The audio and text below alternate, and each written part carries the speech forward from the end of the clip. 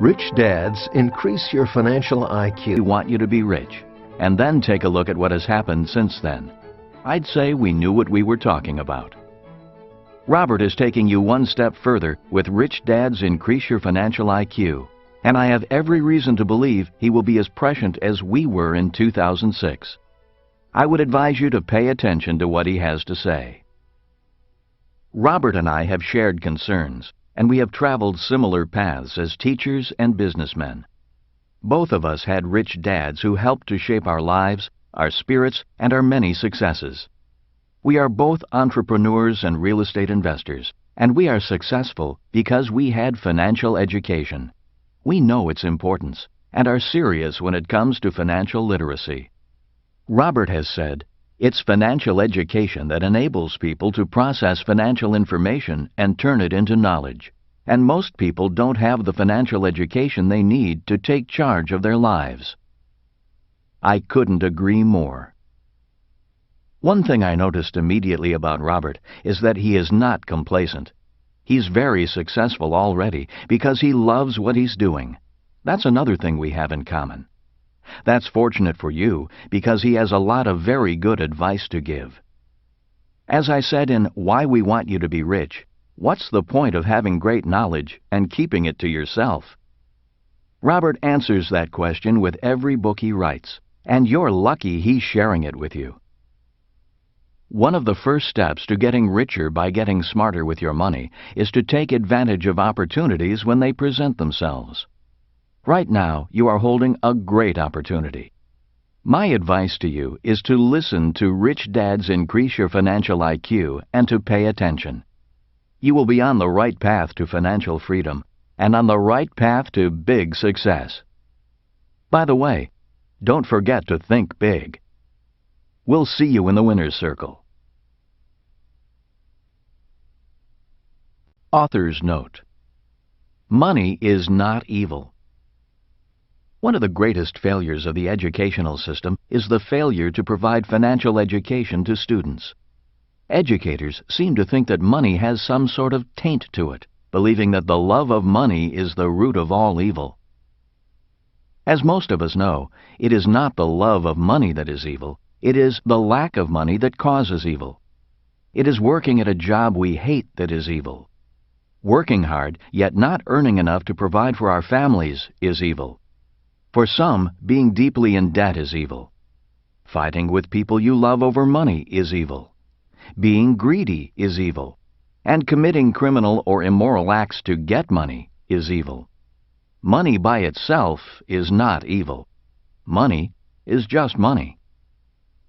The lack of financial education also causes people to do stupid things or be misled by stupid people.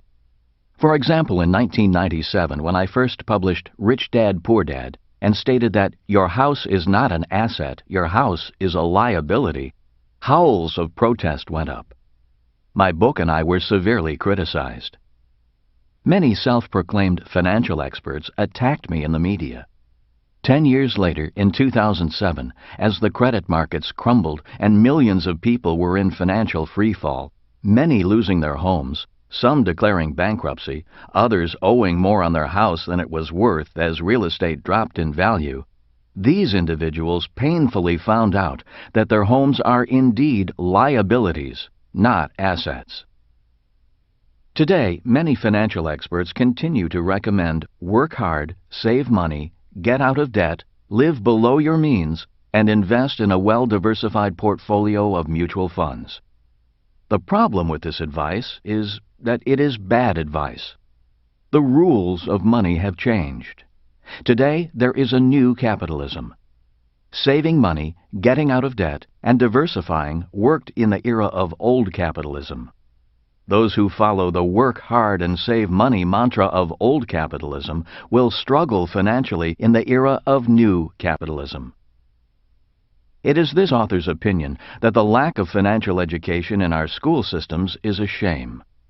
In today's world, financial education is absolutely essential for survival, regardless of whether we are rich or poor, smart or not smart. As most of us know, we now live in the information age. Without financial education, people cannot process information into useful knowledge. Without financial knowledge, people struggle financially. Without financial knowledge, people do things such as buy a house and think their home is an asset. Or save money, not realizing that since 1971, their money is no longer money, but a currency. Or do not know the difference between good debt and bad debt. Or why the rich earn more, yet pay less in taxes. Or why the richest investor in the world, Warren Buffett, does not diversify. Without financial knowledge, people look for someone to tell them what to do. And what most financial experts recommend is to save money, get out of debt, live below your means, and invest in a well-diversified portfolio of mutual funds. Like lemmings simply following their leader, they race for the cliff and leap into the ocean of financial uncertainty, hoping they can swim to the other side. This audiobook will not tell you what to do. This audiobook is not about financial advice. This audiobook is about your becoming financially smarter so you can process your own financial information and find your own path to financial nirvana. In sum, this audiobook is about becoming richer by becoming smarter. This audiobook is about increasing your financial IQ. Introduction. Does money make you rich? The answer is no. Money alone does not make you rich. We all know people who go to work every day but fail to become richer. Ironically, many only grow deeper in debt with each dollar they earn. A friend of mine is a golfing fanatic. He spends thousands of dollars a year on new clubs and every new golf gadget that comes to market. The problem is, he will not spend a dime on golf lessons. Hence, his golf game remains the same, even though he has the latest and greatest in golf equipment. If he invested his money in golf lessons and used last year's clubs, he might be a much better golfer. The same nutty phenomenon occurs in the game of money. Billions of people invest their hard-earned money in assets such as stocks and real estate, but invest almost nothing in information. Hence, their financial scores remain about the same. This audiobook is not a get-rich-quick book or a book about some magic formula. This audiobook is about increasing your financial intelligence, your financial IQ. It is about getting richer by getting smarter. It is about the 5 basic financial intelligences that are required to grow richer, regardless of what the economy, stock, or real estate markets are doing. This audiobook is also about the new rules of money, rules that changed in 1971. One of the reasons why so many people are struggling financially is because they continue to operate according to the old rules of money. Old rules such as work hard, save money, invest for the long term in a well-diversified portfolio of stocks, bonds, and mutual funds. This audiobook is about playing by the new rules of money, but to do so requires increasing your financial intelligence and your financial IQ. Many people believe that it takes money to make money. This is not true. Ultimately, it is not gold, stocks, real estate, hard work, or money that makes you rich. It is what you know about gold, stocks, real estate, hard work, and money that makes you rich. Ultimately, it is your financial intelligence, your financial IQ that makes you rich. Chapter 1. What is financial intelligence? My poor dad had money problems all his life. No matter how much money he made, his problem was not enough money. Being from the world of academics, he did his best to push his financial problems aside and dedicate his life to a higher cause than money. He did his best to assert that money did not matter, even when it did. He was a great man, a great husband and father, and a brilliant educator, yet it was this thing called money that often called the shots, silently hounded him, and, sadly toward the end, was the measure he used to evaluate his life. As smart as he was, he never solved his money problems. My rich dad, who began to teach me about money at the age of 9, also had money problems. He solved his money problems differently than my poor dad. He acknowledged that money did matter, and he strove to increase his financial intelligence at every chance. To him, that meant tackling his money problems head-on and learning from the process. My rich dad was not nearly as academically smart as my poor dad, but because he increased his financial intelligence, my rich dad's money problem was too much money. Having two dads, one rich and one poor, I learned that rich or poor, we all have money problems. The money problems of the poor are not having enough money, using credit to supplement money shortages, the rising cost of living, paying more in taxes the more they make, fear of emergencies, bad financial advice, not enough retirement money. The money problems of the rich are having too much money, needing to keep it safe and invested, not knowing whether people like them or their money, needing smarter financial advisors, raising spoiled kids, estate and inheritance planning, excessive government taxes. One of my favorite commercials is for a financial services company and starts with the rapper MC Hammer dancing with beautiful women, a Bentley and a Ferrari and an oversized mansion behind him. In the background, high-end specialty goods are being moved into the mansion. MC Hammer's one-hit wonder, "You Can't Touch This," is playing as all this is happening. Then the screen goes black and displays the words, 15 minutes later. The next scene is MC Hammer sitting on a curb in front of the same ridiculous mansion, his head in his hands, next to a sign that reads, "Foreclosed." The announcer says, "Life comes at you fast. We're here to help."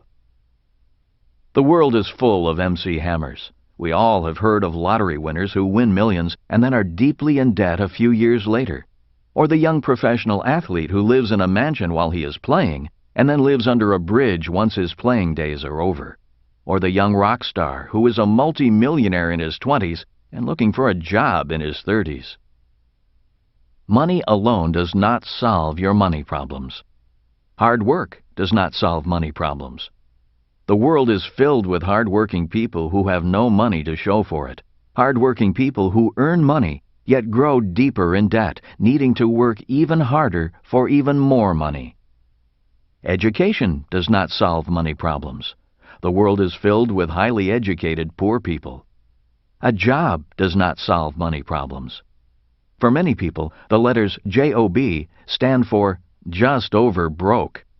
There are millions who earn just enough to survive but cannot afford to live. Many people with jobs cannot afford their own home, adequate health care, education, or even set aside enough money for retirement. What solves money problems? Financial intelligence solves money problems. Some examples of very common money problems are: I don't earn enough money. I'm deeply in debt. I have $10,000. What should I invest in? My child wants to go to college, but we don't have the money. I don't have enough money for retirement. I don't like my job, but I can't afford to quit. I'm retired and I'm running out of money. When I was a young boy, Rich Dad said to me, "Money problems make you smarter if you solve the problem." If you do not solve your money problem, that problem often grows into more problems. If you want to increase your financial intelligence, you need to be a problem solver. Rich Dad used the example of having a toothache to illustrate what he meant by a problem leading to other problems. He said, "Having a money problem is like having a toothache. If you do not handle the toothache makes you feel bad. If you feel bad, you may not do well at work because you are irritable. Not fixing the toothache can lead to further medical complications because it is easy for germs to breed and spread from your mouth. One day you lose your job because you have been missing work due to your chronic illness. Without a job, you cannot pay your rent. If you fail to solve the problem of rent money, you are on the street, homeless, in poor health, eating out of garbage cans, and you still have the toothache." While an extreme example, that story stayed with me. I realized at a young age the importance of solving problems and the domino effect caused from not solving a problem. Many people do not solve their financial problems when they are small and at the toothache stage. For example, when short of money, many people use their credit cards to cover the shortfall. Soon they have credit card bills piling up and creditors hounding them for payment. To solve the problem, they take out a home equity loan to pay off their credit cards. The problem is they keep using the credit cards. Now they have a home equity mortgage to pay off and more credit cards. To solve this credit problem, they get new credit cards to pay off the old credit cards. Soon they cannot pay their mortgage or their credit cards and decide to declare bankruptcy. The trouble with declaring bankruptcy is that the root of the problem is still there, just like the toothache.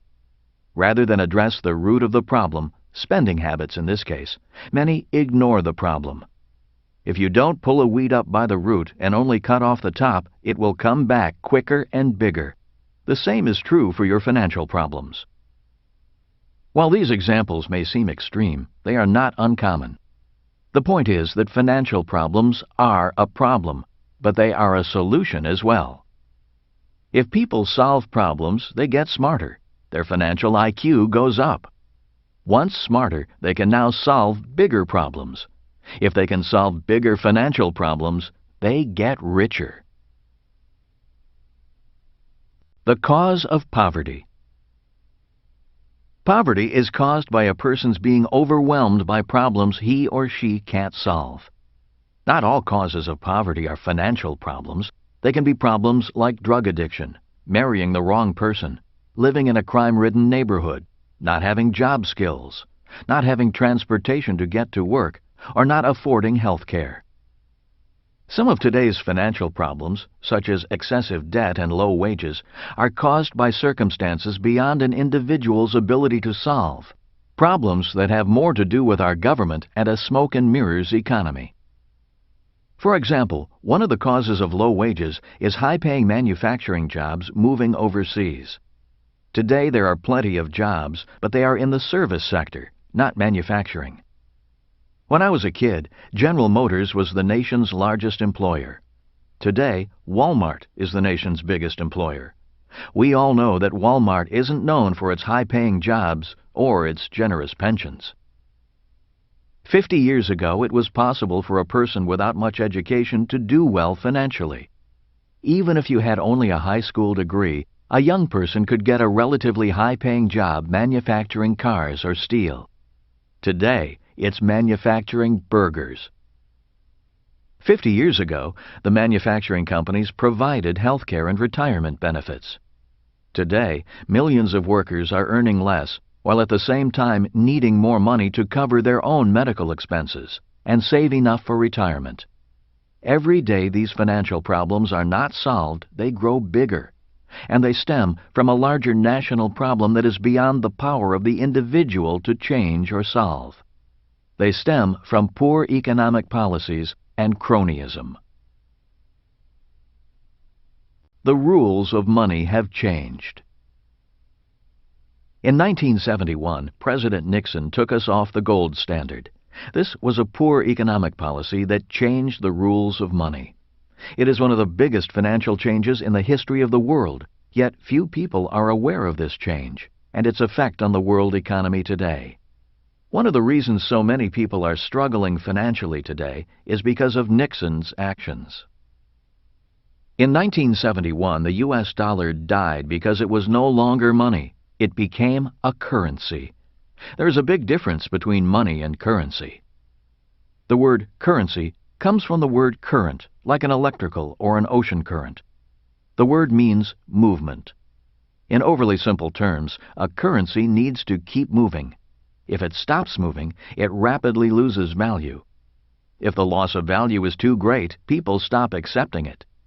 If people stop accepting it, the value of the currency plummets to zero. Historically, all currencies eventually go to zero. Throughout history, governments have printed currencies. During the Revolutionary War, the U.S. government printed a currency known as the Continental. It was not long before this currency went to zero. After World War I, the German government printed a currency in hopes of paying its bills. Inflation exploded, and the German middle class had its savings wiped out. In 1933, frustrated and broke, the German people elected Adolf Hitler to power in the hopes he would solve their financial problems. Also in 1933, Franklin Roosevelt created Social Security to solve the money problems of the American people.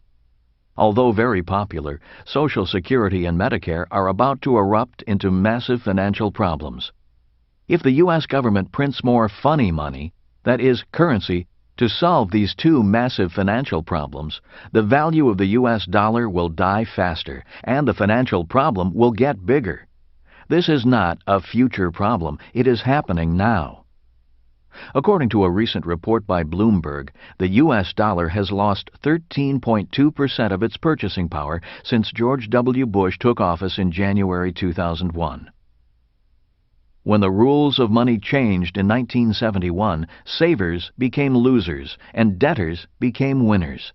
A new form of capitalism emerged. Today, when I hear people saying, "You need to save more money," or "save for retirement," I wonder if the person realizes that the rules of money have changed. Under the old rules of capitalism, it was financially smart to save money. But in the new capitalism, it's financial insanity to save a currency. It makes no sense to park your currency. A currency's purpose is to acquire assets, assets that are either appreciating in value or producing cash flow. A currency must move quickly to acquire real assets with real value, because the currency itself is rapidly declining in value. Another change in the rules of money. Another change in the rules of money occurred in 1974. Prior to 1974, businesses took care of an employee's retirement. They guaranteed the retiree a paycheck for as long as the retiree lived. As you probably already know, that is not the case any longer. Pension plans that pay an employee for life are called defined benefit or DB pension plans. Today, very few companies offer these plans. They are simply too expensive. After 1974, a new type of pension plan emerged, the Defined Contribution (DC) plan. Today, such plans are known as 401ks, IRAs, Kiyos, etc. Simply put, a DC plan has no guarantee of a paycheck for life. You only get back what you and your employer contribute, if you and your employer contribute anything. The newspaper USA Today found in a survey that the greatest fear in America today is not terrorism, but the fear of running out of money during retirement. And the fear is valid. The U.S. education system doesn't equip its citizens with the financial knowledge required to successfully invest for retirement. If schools teach anything about money, they teach kids to pick a few mutual funds and pay bills on time. Hardly enough financial education to handle the financial problems we face. Beyond that, most people don't realize that the rules of money have changed, and that if they are savers, they are losers. That the rules of money have changed, that those changes make you poorer, and that they are out of your control may seem unfair, and it is. The key to becoming rich is to recognize that the system is unfair, learn the rules, and use them to your advantage. How the poor handle money problems. When it came to describing the poor, Rich Dad said, "The poor see money problems only as problems. Many feel they are victims of money. They think that if they had more money, their money problems would be over." Little do they know that their attitude towards money problems is the problem. Their inability to solve or avoidance of them only prolongs their money problems and makes them bigger. Instead of becoming richer, they become poorer. Instead of increasing their financial IQ, the only thing the poor increase is their financial problems. How the middle class handle money problems. While the poor are the victims of money, the middle class are prisoners of money. In describing the middle class, Rich Dad said, "The middle class solve their money problems differently. Instead of solving the money problem, they think they can outsmart their money problems. The middle class will spend money to go to school so they can get a secure job. Most are smart enough to earn money and put up a firewall, a buffer zone between them and their money problems. They buy a house, climb the corporate ladder, and save for retirement by buying stocks, bonds, and mutual funds. They believe their academic or professional education is enough to insulate them from the cruel, harsh world of money. At the age of 50, said Rich Dad, many middle-aged people discover that they are a prisoner in their own office. Many are valued employees. They have experience. They earn enough money and have enough job security. Yet deep down they know they are trapped financially, and they lack the financial intelligence to escape from their office prison. They look forward to surviving 15 more years, when at age 65 they can retire and then begin to live. On a leaner budget, of course. How the rich handle money problems. When looking at financial intelligence, it becomes easy to see that there are 5 core intelligences an individual must develop to become rich. This audiobook is about those 5 financial intelligences. This audiobook is also about integrity. When most people think of the word integrity, they think of it as an ethical concept. That is not what I mean when I use the word. Integrity is wholeness. According to Webster's, it is the quality or state of being complete or undivided. A person who has mastered the 5 financial intelligences in this audiobook has achieved financial integrity. When the rich have money problems, they use their financial integrity, developed through many years of facing and solving problems, to solve those problems. If the rich don't know the answer to their money problems, they don't walk away and throw in the towel. They seek out experts who can help them solve their problems. In the process, they become financially more intelligent and are that much more equipped to solve the next problem when it comes around. The rich don't quit, they learn, and by learning, they grow richer. In the following chapters, I will go into the 5 financial intelligences people need to develop if they want to increase their financial IQ. Personally, my days are dedicated to increasing the 5 financial intelligences. For me, my financial education never stops. At the start, my process to increase my financial IQ was difficult and clumsy, just like my golf game. There was a lot of failure, a lot of money lost, a lot of frustration, and a lot of personal doubt. At first, my classmates made more money than me. Today, I make much more money than most of my classmates. While I do enjoy the money, I work primarily for the challenge. I love learning. I work because I love the game of money, and I want to be the best I can be at my game.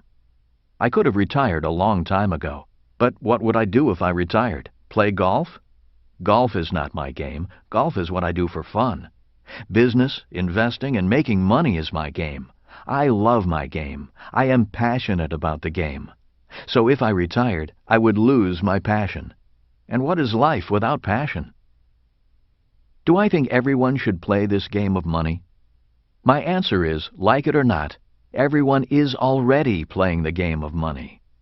Rich or poor, we are all involved in the game of money. The difference is some people play harder, know the rules, and use them to their advantage more than others. Some people are more dedicated, more passionate, more committed to learning and to winning. When it comes to the game of money, most people are playing, if they know they are playing at all, not to lose, rather than playing to win. Since we are all involved in the game of money anyway, better questions may be, are you a student of the game of money? Are you dedicated to winning the game? Are you passionate about learning? Are you willing to be the best you can be? Do you want to be as rich as you can be? If you are, then continue on. This audiobook is for you. In summary, in 1971 and 1974, the rules of money changed. These changes have caused massive financial problems worldwide, requiring greater financial intelligence to solve them. Many people hope the government will solve their financial problems. I do not know how the government can solve your problems when it cannot solve its own money problems. In my lifetime, America went from the richest country in the world to the biggest debtor nation in the world. In my opinion, it is up to individuals to solve their own problems. The good news is that if you solve your own problems, you get smarter and richer. The lesson to be remembered from this chapter is that rich or poor, we all have money problems. The only way to get rich and increase your financial intelligence is to actively solve your money problems. Chapter 2. The 5 Financial IQs. There are 5 basic financial IQs. They are making more money, protecting your money, budgeting your money, leveraging your money, improving your financial information. Financial intelligence versus financial IQ. Most of us know that a person with a mental IQ of 130 is supposedly smarter than a person with an IQ of 95. The same parallels can be drawn with financial IQ. You can be the equivalent of a genius when it comes to academic intelligence, but the equivalent of a moron when it comes to financial intelligence. Often I am asked, what is the difference between financial intelligence and financial IQ? My reply is, financial intelligence is that part of our mental intelligence we use to solve our financial problems. Financial IQ is the measurement of that intelligence. It is how we quantify our financial intelligence. For example, if I earn $100,000 and pay 20% in taxes, I have a higher financial IQ than someone who earns $100,000 and pays 50% in taxes. Financial IQ number 1. Making more money. Most of us have enough financial intelligence to make money. The more money you make, the higher your financial IQ number 1. In other words, a person who earns $1 million a year has a measurably higher financial IQ number 1 than a person who earns $30,000 a year. And if 2 people each make $1 million a year and one pays less in taxes than the other, that person has a higher financial IQ. Financial IQ number 2. Protecting your money. A simple truth is that the world is out to take your money. But not all who take your money are crooks. One of the biggest financial predators of our money is taxes. If a person has a low financial IQ, he or she will pay more in taxes. An example of financial IQ is someone who pays 20% in taxes versus someone who pays 35% in taxes. The person who pays less in taxes has a measurably higher financial IQ. Financial IQ number 3. Budgeting your money. Budgeting your money requires a lot of financial intelligence. Many people earn a lot of money but fail to keep much money simply because they budget poorly. For example, a person who earns and spends $70,000 a year has a lower financial IQ than a person who earns $30,000 and is able to live well on $25,000 and invest $5,000. Being able to live well and still invest, no matter how much you make, requires a high level of financial intelligence. Having a surplus is something you have to actively budget for. Financial IQ number 4. Leveraging your money. After a person budgets a surplus, the next financial challenge is to leverage their surplus of money. While savings and a diversified mutual fund portfolio are a form of leverage, there are better ways to leverage your money. If a person is truthful, he or she has to admit it doesn't require much financial intelligence to save money and invest in mutual funds. You can train a monkey to save money and invest in mutual funds. That is why the returns on those investment vehicles are historically low. Financial IQ number 4 is measured in return on investment. For example, a person who earns 50% on his or her money has a higher financial IQ than someone who earns 5%. One more point. Many people think that higher returns on investment require higher degrees of risk. That is not true. Later in this audiobook, I will explain how I achieve exceptional returns and pay very little, if anything, in taxes, all with very low risk. Financial IQ number 5. Improving your financial information. There is a bit of wisdom that goes, you need to learn to walk before you can run. This is true with financial intelligence. Before people can learn how to earn exceptionally high returns on their money, they need to learn the basics and the fundamentals of financial intelligence. One of the reasons so many people struggle with leveraging their money is because they are taught to turn their money over to financial experts, such as their mutual fund manager. The problem with turning your money over to financial experts is that you fail to learn, fail to increase your financial intelligence, and fail to become your own financial expert. It's easy to increase your financial intelligence if you have a strong foundation of financial information. But if your financial IQ is weak, then new financial information can be confusing and have seemingly little value. One of the benefits of being dedicated to your financial education is that over time you will be better able to grasp more sophisticated financial information, just as mathematicians are able to do complex equations after years of practicing math problems. Personally, I do pretty well when it comes to financial information. After years of study, I can sit in a room and understand most financial concepts. Yet when it comes to technology, I'm a dinosaur. I can barely use a cell phone or turn on a computer.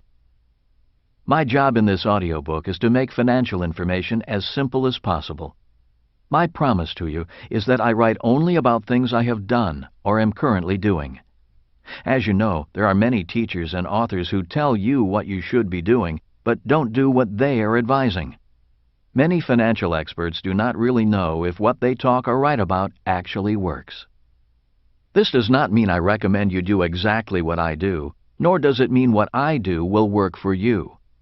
I simply want to share with you my experiences, a journey of solving financial problems that continues today. I share with you what I have learned, with the intent that it will assist you in increasing your own financial IQ number 5, improving your financial information. We have other IQs. We are all different. We have different interests and dislikes. We have different strengths and weaknesses. We have different gifts and geniuses. I say this because I do not think financial intelligence is the most important intelligence or the only intelligence. Financial intelligence is simply an intelligence we all need, since we live in a world of money, or to be more exact, currency. As my rich dad said, rich or poor, smart or not smart, we all use money. There are many important types of intelligence, such as medical intelligence. Every time I see my doctor, I am grateful that he dedicated his life to developing his intelligence and his gift. I am also glad I have enough money and insurance to pay for whatever medical challenges I may face. To this, Rich Dad said, "Money is not the most important thing in life, but money does affect everything that is important." When you think about it, money affects our standard of living, health, and education. Studies show that poor people have poorer health, poorer education, and a shorter lifespan. In summary, after 1971, the dollar turned into a currency. In 1974, businesses stopped paying employees a paycheck for life. As a result of these two major changes, financial intelligence became more important than ever. In summary, the 5 financial IQs are: Financial IQ number 1, making more money. Financial IQ number 2, protecting your money. Financial IQ number 3, budgeting your money. Financial IQ number 4, leveraging your money. Financial IQ number 5, improving your financial information. Financial intelligence is the intelligence we use to solve our specific financial problems, and financial IQ measures or quantifies our results. And now, on to financial IQ number 1, making more money. Chapter 3, Financial IQ number 1, making more money. After 4 years at the U.S. Merchant Marine Academy, I graduated in 1969 and got my first job with Standard Oil sailing on their oil tankers. It was a great job with a great company. I only worked for 7 months and then had 5 months off, got to see the world, and the pay was pretty good at approximately $47,000 a year. That's the equivalent of $140,000 today. After only 4 months, I resigned from my high-paying job with Standard Oil and joined the Marine Corps to fight in the Vietnam War. I felt an obligation to serve my country. At the time, many of my friends were doing everything they could to avoid the draft. Many were going on to graduate school. One ran and hid in Canada. For me, going to war and fighting was not the hardest part of my decision. From my naive vantage point, the war actually seemed kind of exciting. I was not concerned about fighting, killing, and possibly being killed. The toughest part of my decision was the pay cut I would have to take. Marine Corps second lieutenants were being paid $2,400 a year. At Standard Oil, I was making that in 2 weeks. 5 years later, with 1 year spent in Vietnam flying helicopters, I was honorably discharged from the Marine Corps. My first and immediate challenge was Financial IQ number 1, making more money. I was 27 years old and had 2 great professions to fall back on, one as a ship's officer, the second as a pilot. For a while, I considered returning to Standard Oil and asking for my job back. I liked Standard Oil and I liked San Francisco. I also liked the pay. I would have started at about $60,000 a year, since Standard Oil counted my time in the Marine Corps towards seniority. My second option was to get a job as a pilot with the airlines. Most of my fellow Marine pilots were being offered great jobs with a pretty good starting pay of about $32,000 a year. Although the pay was not as good as Standard Oil, being an airline pilot appealed to me. On top of that, whatever the airlines would pay me had to be better than the $985 a month the Marine Corps was paying me to be a pilot after 5 years of service. Instead of returning to Standard Oil or flying for the airlines, however, I took a job with the Xerox Corporation in downtown Honolulu. My starting pay was $720 a month. Once again, I took a pay cut. My friends and family thought the war had made me crazy. Now you may ask why I would take a job paying only $720 a month in a very expensive city like Honolulu. The answer is found in the theme of this book, Increasing Financial IQ. I took the job with Xerox not for the pay, but to increase my financial intelligence. I decided that the best way for me to earn money was as an entrepreneur. I knew that if I were to become an entrepreneur, I needed sales skills. There was only one problem. I was terribly shy and dreaded rejection. The 4 years I spent working for Xerox, from 1974 to 1978, were very hard. For the first 2 years I was almost fired a number of times because I couldn't sell, but I had a goal to become the top salesman in the Honolulu branch, and I faced my challenges with determination. After the first 2 years, the sales training and the on-the-street experience began to pay off, and I finally reached my goal of becoming number 1 in sales at the Honolulu branch. I had solved the problem of being shy and hating rejection, and had learned to sell. Even better, I was making a lot more money than I would have as a ship's officer or an airline pilot. If I had just settled into a job after the war, I would never have overcome my fear of rejection and my shyness, and I would never have reaped the rewards of facing those challenges and conquering them. I learned a valuable lesson from my experience at Xerox. Solving the problem was the path to wealth. Once I reached my goal and became number 1 in sales, I resigned to take on my next challenge, building a business. In my previous book, Before You Quit Your Job, I wrote about the process of building my first major business, a business that brought to market the first nylon and Velcro surfer wallets. In that book, I wrote about the 8 components that make up any business, and about how not having all 8 of those business components is the reason why so many businesses fail and remain unprofitable. I believe it's a very important book for anyone who wants to be an entrepreneur and start their own business. In the book, I wrote about how my business went to extreme success in about a year, making me a millionaire, and then failed suddenly. I described the feelings of depression and loss, and a strong desire to run away and hide after the business collapsed.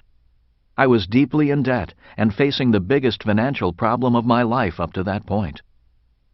Rich Dad, however, encouraged me to face my problems and rebuild the business instead of running and declaring bankruptcy.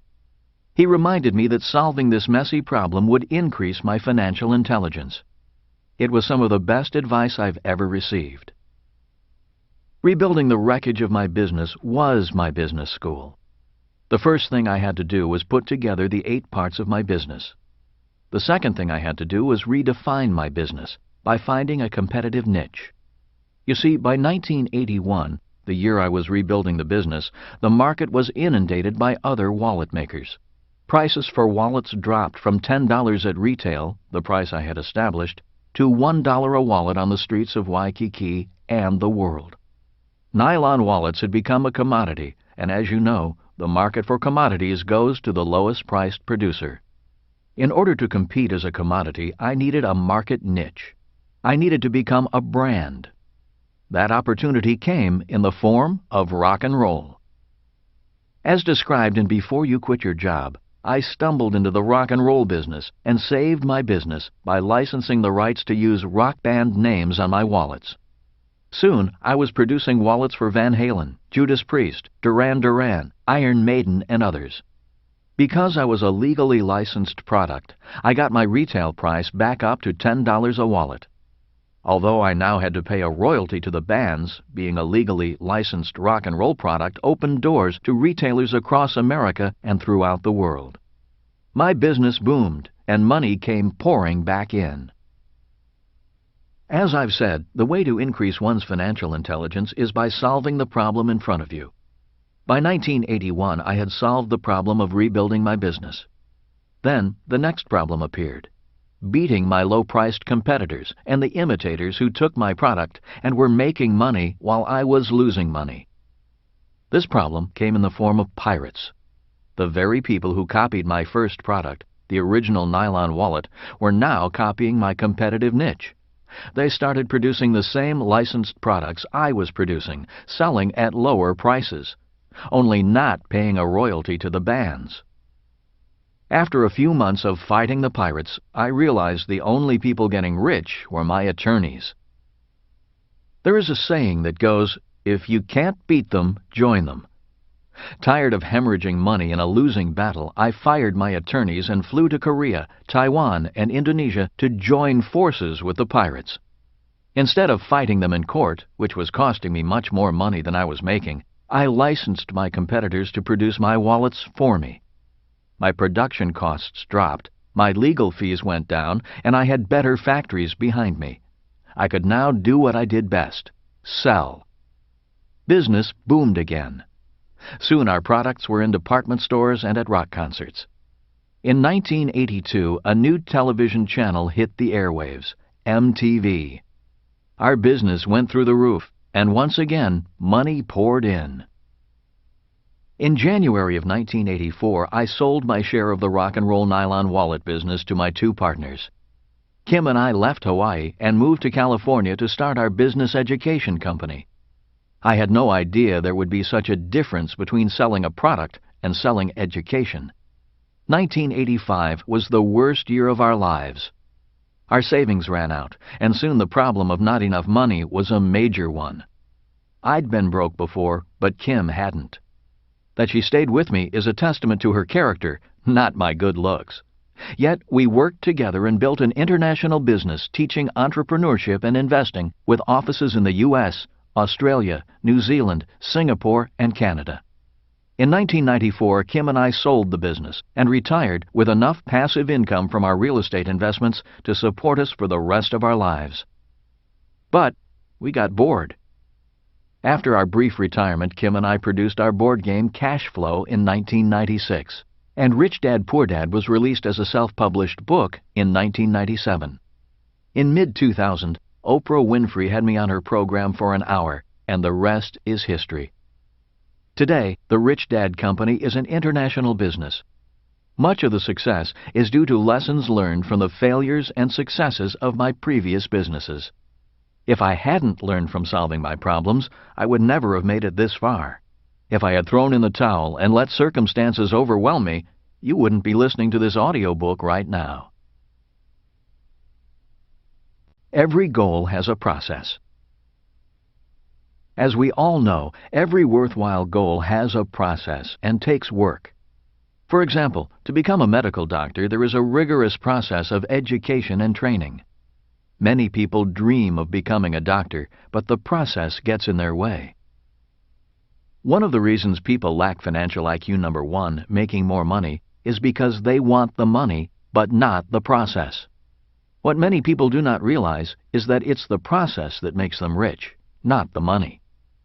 One of the reasons lottery winners or kids who inherit family wealth are soon broke is because they received the money, but did not have to go through the process. Many other people fail to become rich because they value a steady paycheck more than the learning process of becoming financially smarter and richer. They are held back by the fear of being poor. It is this very fear that keeps them from taking the chances and solving the problems required to become rich. At this point, it's important to point out that financial intelligence is also emotional intelligence. Warren Buffett, the world's richest investor, says, "If you cannot control your emotions, you cannot control your money." The same is true for your process. One of the toughest parts of my process was not quitting when I was depressed, not losing my temper when I was frustrated, and to continue to study when I wanted to run. Another reason many people fail in their process is they cannot live without instant gratification. The main reason I mentioned the low pay I received at the start of my life was to illustrate the importance of delayed gratification. Many will sacrifice a richer tomorrow for a few bucks today. I did not make much money in my 20s and 30s, but I make millions today. One of the reasons people do not increase financial IQ number 1 and increase their income is because they stick with what they know. Instead of taking on a new challenge and learning, they play it safe. Now, this doesn't mean you should do stupid and risky things. There are many things we could do but choose not to. My point is that I chose my next challenge carefully, not haphazardly. I asked myself, what will my life be like if I take on this challenge and succeed? It's the same question I ask you to ask yourself. Helen Keller, the subject of the great movie The Miracle Worker, once said, "Life is a daring adventure, or nothing." I agree.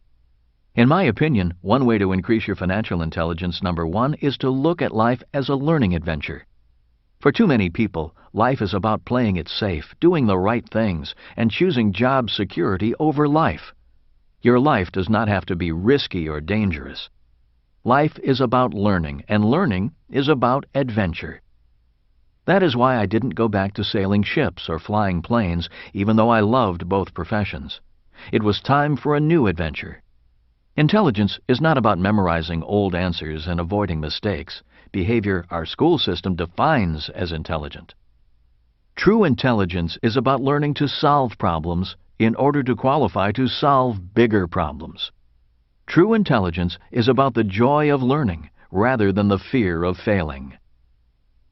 One of the reasons I make more money than my classmates who sailed ships or flew planes is because they worked for paychecks.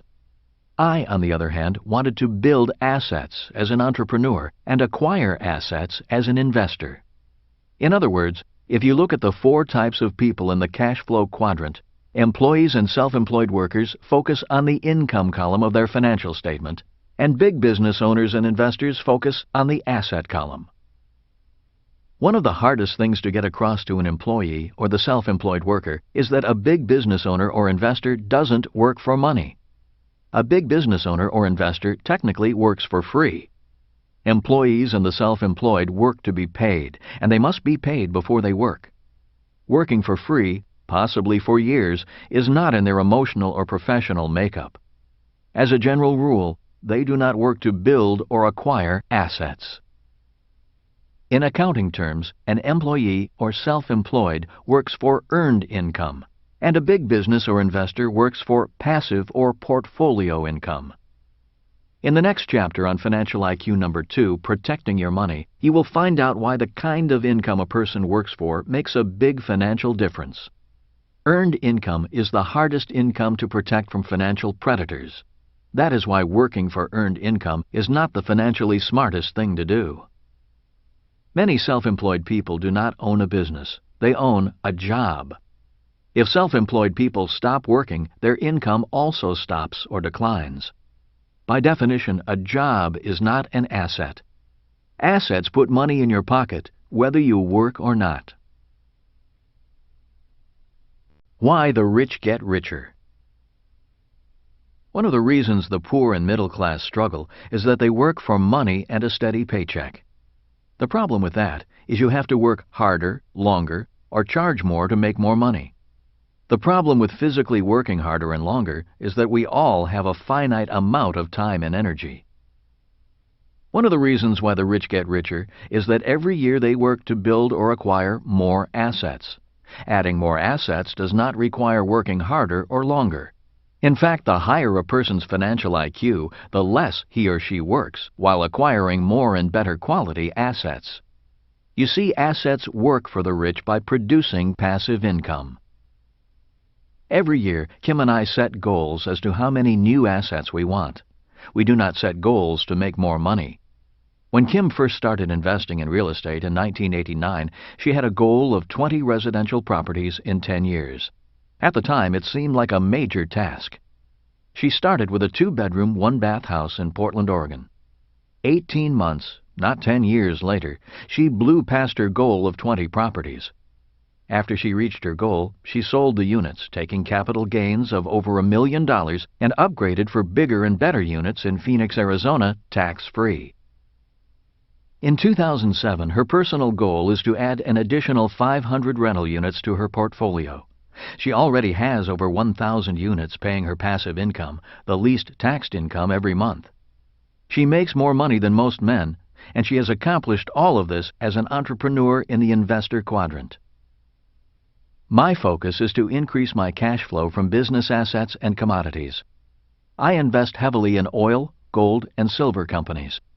As an educational entrepreneur, each time I write a book, I receive income for years in the form of royalties from approximately 50 publishers in different parts of the world. I do not write about this to brag. In fact, I hesitate to disclose our wealth and how we made it. There are people who resent those who make a lot of money. As you will find out in the next chapter on financial predators, it's dangerous to let people know you are rich. One big reason why I risk disclosing what we do and make is because Kim and I are committed to your financial education and increasing your financial IQ. A massive problem with financial education is that most of the people selling or sharing financial education come from the employee and self-employed quadrants. Most are not really rich. Many are journalists who write about money but have little money themselves. Many of these financial experts have retirement plans filled with stocks, bonds, and mutual funds. Many are counting on the stock market for financial survival and will be wiped out if there is a massive market crash during their retirement. Many will struggle if the U.S. dollar continues to decline in purchasing power and inflation takes off.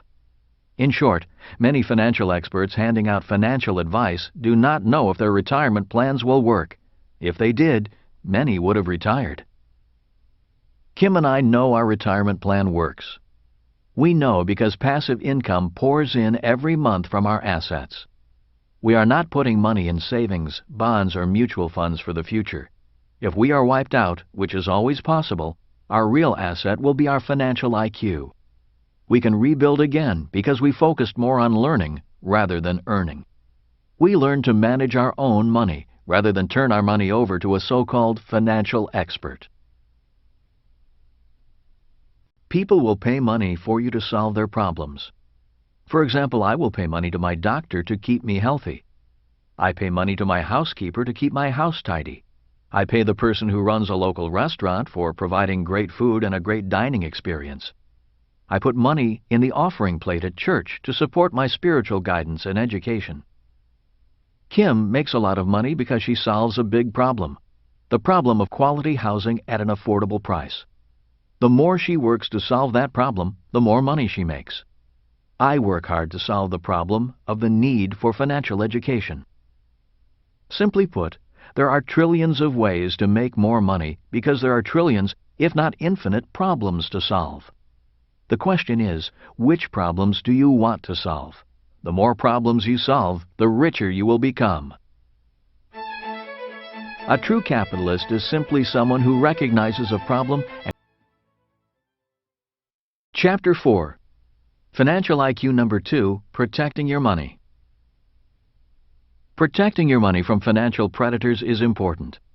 As most of us know, the world is filled with people waiting for the opportunity to help themselves to your money. Many of these people are very smart and powerful. If they are smarter than you or have more power than you, they will get your money. This is why Financial IQ number 2 is so important. How do you measure Financial IQ number 2? Financial IQ number 2 is measured in percentages. Here's what I mean. The following are 3 examples of 3 different percentages. Number 1. In America, a person who earns $100,000 a year from wages may pay as much as 50% in combined taxes, such as federal, state, and FICA. This person's net after-tax income is $50,000. Number 2.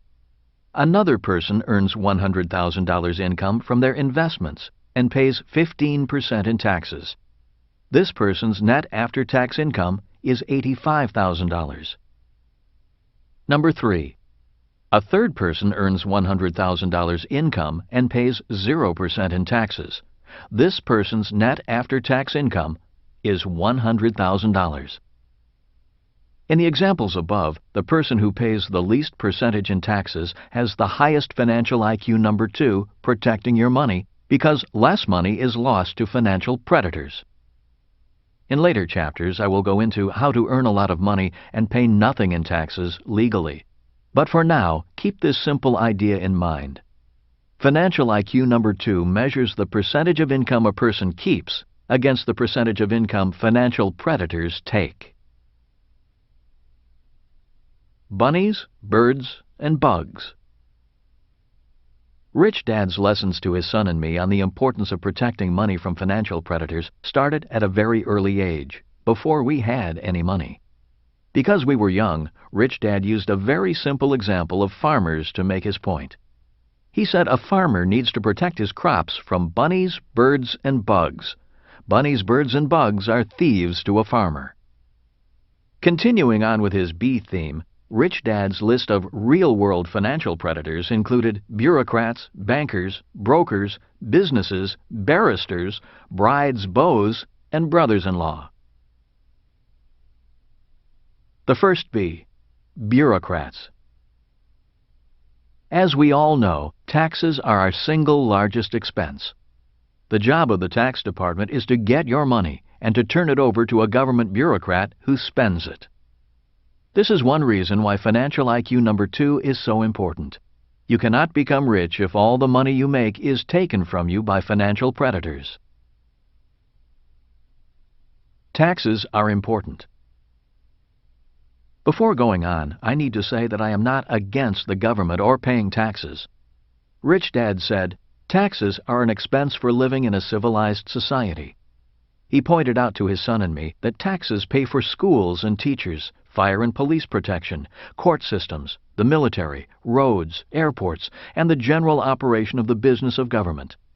Rich Dad's frustration with taxes was that bureaucrats very rarely solved the problems they faced, which meant taxes had to keep going up. Realizing that we will only pay more in taxes, Rich Dad's philosophy was, a bureaucrat's job is to get their hands deeper in your pockets legally, and your job is to have them take as little as possible legally. Which political party is better? Just so you know, I am not Republican or Democrat, conservative or liberal, socialist or capitalist. When asked, I simply reply that I am all of the above. For example, as a capitalist, I want to make a lot of money and pay as little in taxes as possible. As a socialist, I make tax-deductible donations to charities and worthy causes, and I want my taxes to provide for a better society and care for those who truly cannot care for themselves. Many people believe that Republicans are better than Democrats when it comes to money. The facts do not support their belief. Republicans say Democrats tax and spend. Republicans, on the other hand, borrow and spend. The net result, regardless of party, is increasing long-term national debt, a debt that will be passed on to future generations in the form of higher taxes. In 1980, Republican President Reagan gave us supply-side economics, that is, voodoo economics. The new economic theories promoted by the great communicator Reagan, an actor, not an economist, were the illusion that we could cut taxes and continue to pay the government's bills by borrowing money.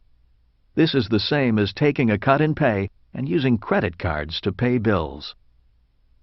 When Thomas Gale Moore, then a member of President Reagan's Council of Economic Advisers, noticed that the United States was crossing the creditor-debtor threshold in the mid-1980s, he said not to worry, we can pay off anybody by running a press.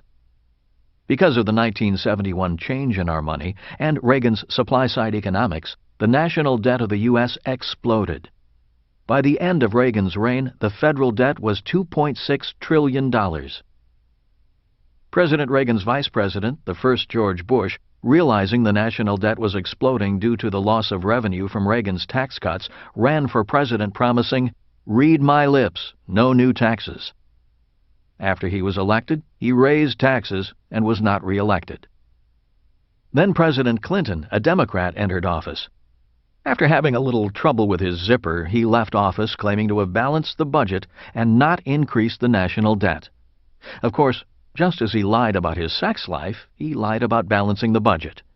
He balanced the budget by counting tax dollars for Social Security and Medicare as income. Instead of the money going into the Social Security Trust Fund, he spent it. Clinton, however, did speak one truth during his term of office. He admitted that there was no such thing as a Social Security Trust Fund. During his presidency, Medicare began to operate in the red, meaning more money was going out than coming in. Soon, Social Security will be in the same predicament, as 78 million baby boomers begin to retire in 2008. Enter the second President Bush. Uniting the world after 9/11, he then used his popularity to wage war against Iraq on unsubstantiated claims. Today, he is one of the most unpopular presidents in history. Not only was the war a disaster, but in order to prevent a disaster in the economy, the Federal Reserve Bank cut interest rates and flooded the world with funny money under his watch. After just 5 years in office, President Bush has borrowed more money than all U.S. presidents in history combined. The current subprime crisis is the fruit of his economic policies. All of this is to say, it doesn't matter which party is elected into office. If it's Democrats, they will probably tax and spend. If it's Republicans, they will probably borrow and spend. The net result is the same: greater debt, bigger financial problems, and higher taxes. All funded by taking as much of your money as possible. The second B, bankers. Banks were created to protect your money from bandits. But what if you found out your banker was a bandit?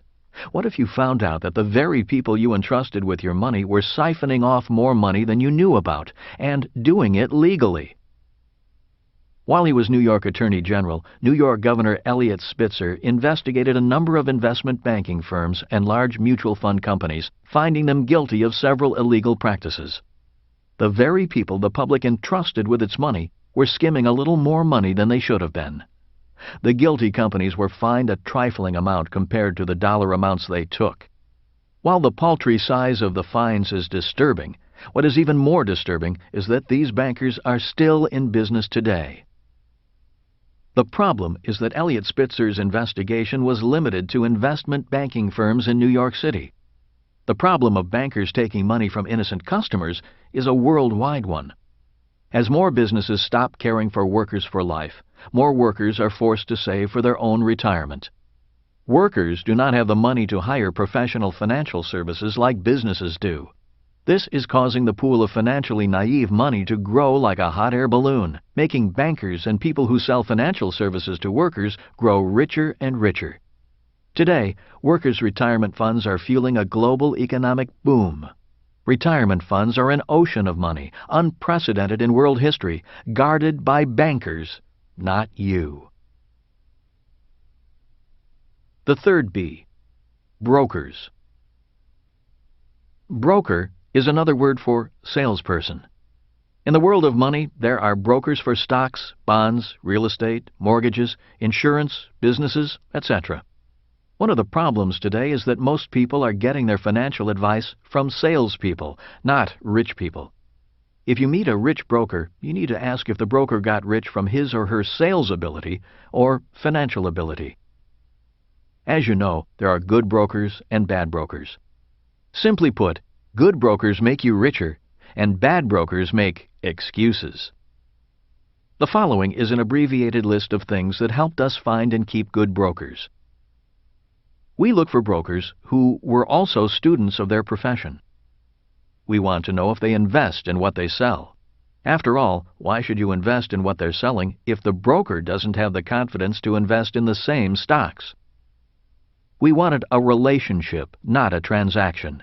Many brokers only want to sell. The fourth B, businesses. All businesses have something to sell. If they do not sell, they are out of business. I often ask, is this business's product or service making me richer or poorer? One of the reasons so many struggle financially is they buy products that make them poorer, and then make themselves even poorer by paying for that product for years with high-interest credit cards. If you want to be rich, become a customer of businesses that are dedicated to making you richer. For example, I am a long-term customer of a number of investment newsletters and financial magazines. I am also a customer of businesses that sell educational products and seminars. In other words, I am a good customer to some of my competitors. I like spending money on products or services that make me richer. The fifth B, brides and beaux. We all know that some people marry for money. Both men and women marry for money rather than love. Like it or not, money plays an important role in any marriage. Rich Dad called people who marry for money love predators. The more money you have, the more they love you. In his much-publicized divorce, Paul McCartney may have to give up 50% of his estimated $1 billion estate. That is a lot of money. This shows that McCartney has earned a lot of money as a musical genius, but his lack of financial IQ number 2 is costing him a lot of money that a little premarital planning might have saved him. The sixth B, brothers-in-law. Death is the final exit. It is another time when predators appear, or I should say, vultures. If you are rich, not having a financial IQ can be expensive for your loved ones. Your brother-in-law's grandchildren, children you've never met, suddenly become family and come to cry at your funeral. If you have a high financial IQ, the percentage of your money these grieving relatives receive will be controlled by you even after you have moved on. Those with a high financial IQ have wills, trusts, and other legal means of protecting their wealth and final wishes from death predators.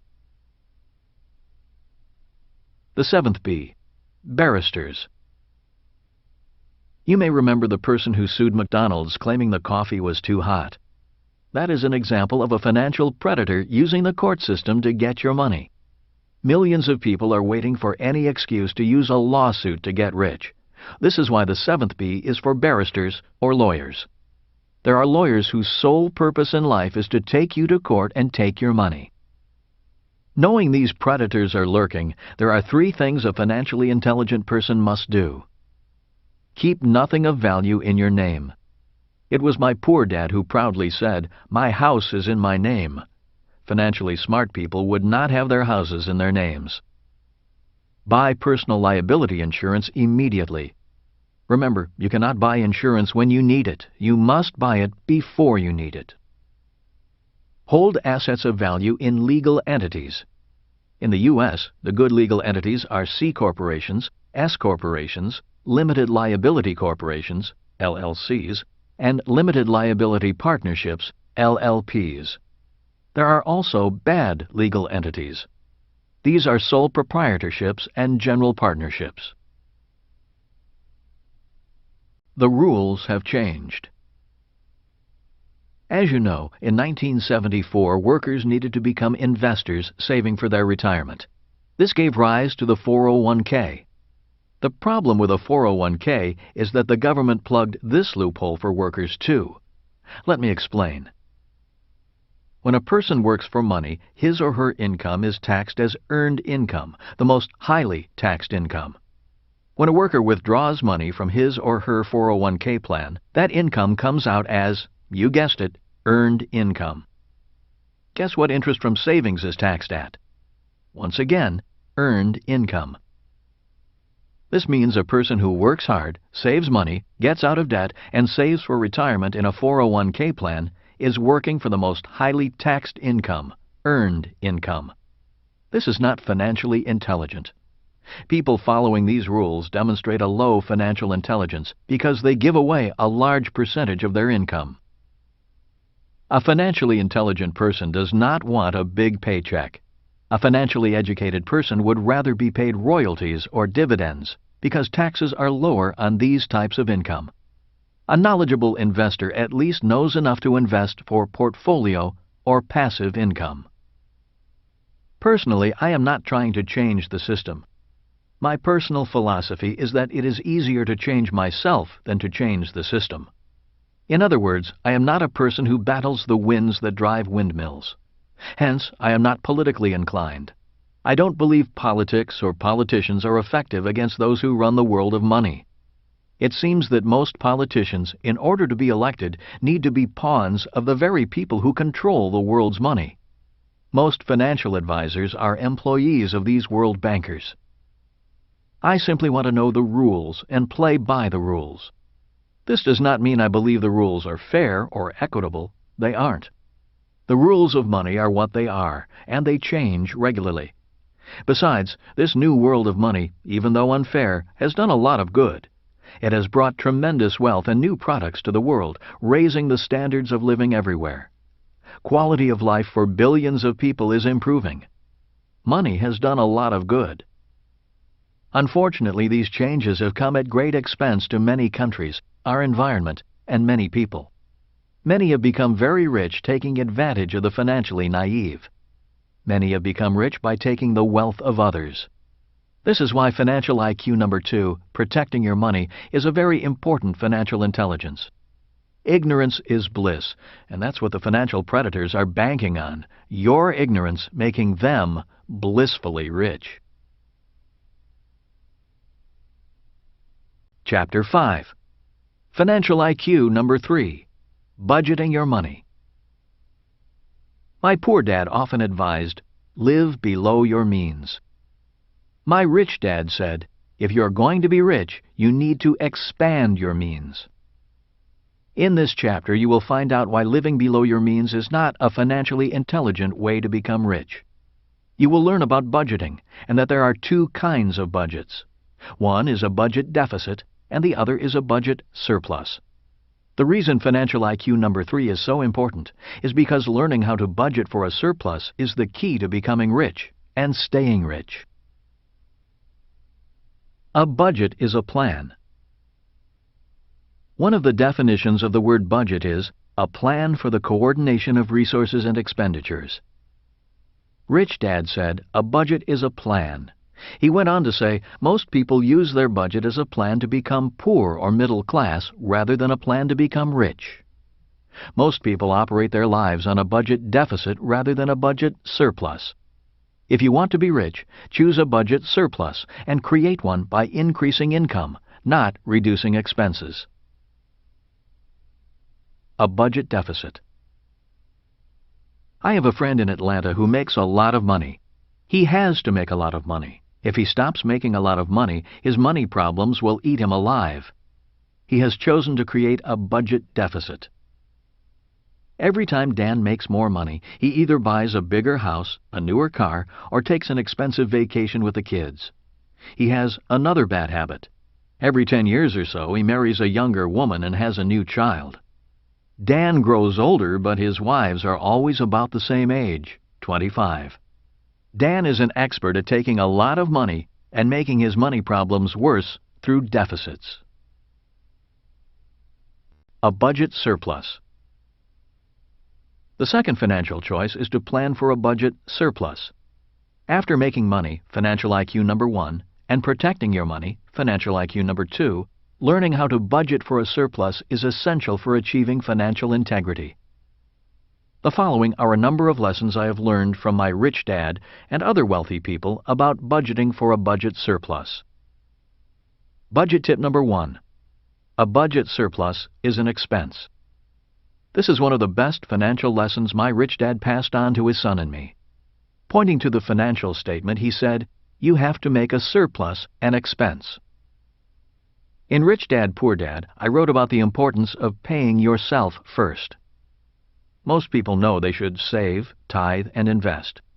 The problem is, after paying their expenses, most people don't have any money left to do so. In other words, most of the middle class's financial priorities are: priority number 1, get a high-paying job. Priority number 2, make the mortgage and car payments. Priority number 3, pay bills on time. Priority number 4, save, tithe, and invest.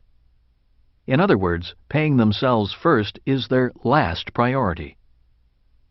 In order to create a budget surplus, a surplus must be a priority. The best way to make a surplus a priority is to reprioritize your spending habits. Make saving, tithing, and investing at least priority number 2, and list them as an expense on your financial statement. I know most of you can agree with the logic of what I am saying and agree that people need to make saving, tithing, and investing a higher priority. I also know this is easier said than done, so let me tell you how Kim and I handled this problem. Soon after we were married, we had the same financial problems many newlyweds have.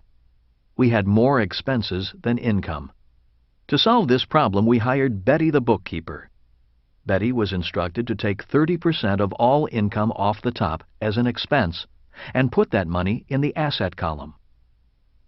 Using simple numbers as an example, if we had $1,000 in income and $1,500 in expenses, Betty was to take 30% of the $1,000 and put that money in the asset column. With the remaining $700, she was to pay the $1,500 in expenses. Betty nearly died. She thought we were nuts. She said, "You can't do that. You have bills to pay." She almost quit. You see, Betty was a great bookkeeper, but she budgeted like a poor person. She paid everyone else first and herself last. Since there was rarely anything left over, she paid herself nothing. Her creditors, the government, and bankers were all more important than Betty. Betty argued and fought. All of her training told her to pay everyone else first. The thought of not paying her bills or taxes made her weak in the knees. I finally got her to understand she was doing us a favor. She was helping us out. I explained to her that she was helping us solve a very big problem, the problem of not having enough money. And as you know, solving problems make us smarter.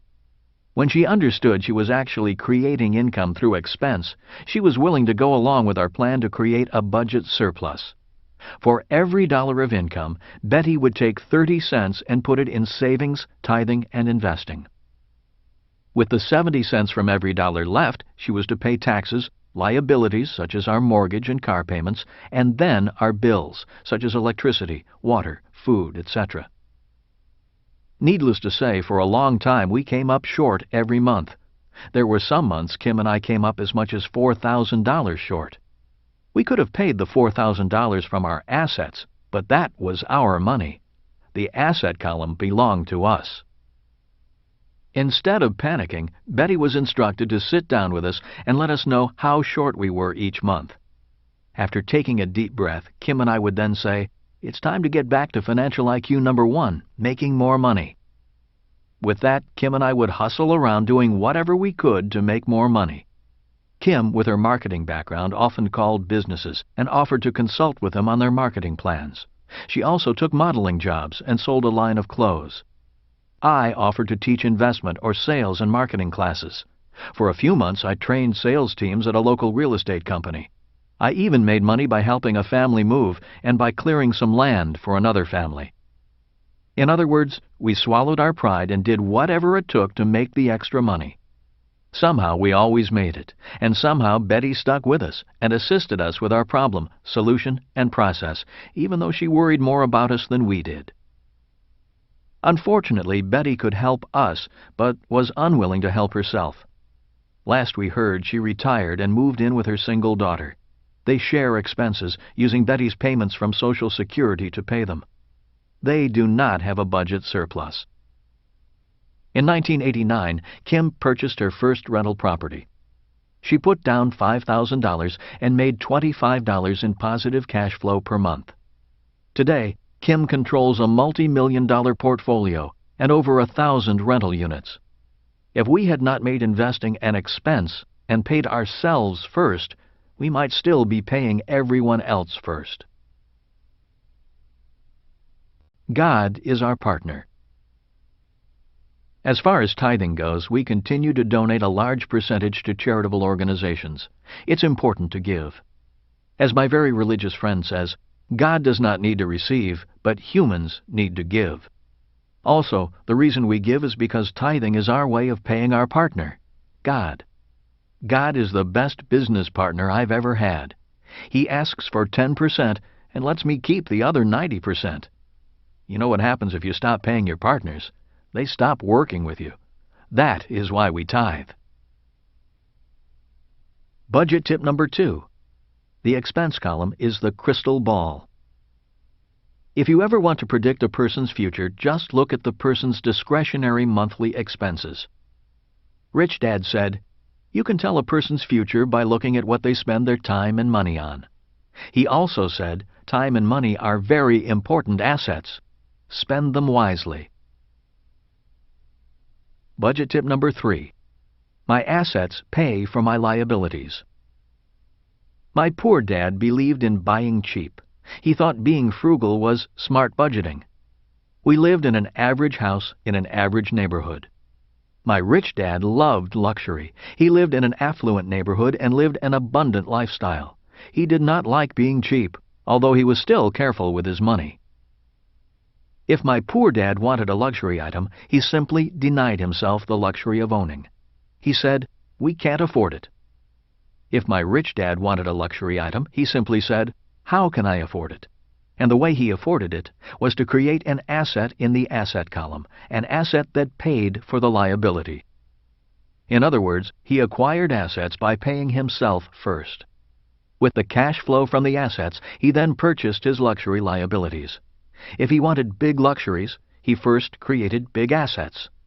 What many people do is buy big luxuries first and never have enough money to purchase assets. Again, it's a matter of priorities. The Bentley account. 2 years ago, I wanted a new car, a Bentley convertible. The price? $200,000. I had the money in my asset column. I could have purchased the car for cash. The problem with buying a $200,000 Bentley with cash is that the car is worth only $125,000 the moment I drive it off the lot. That is not a smart use of my cash.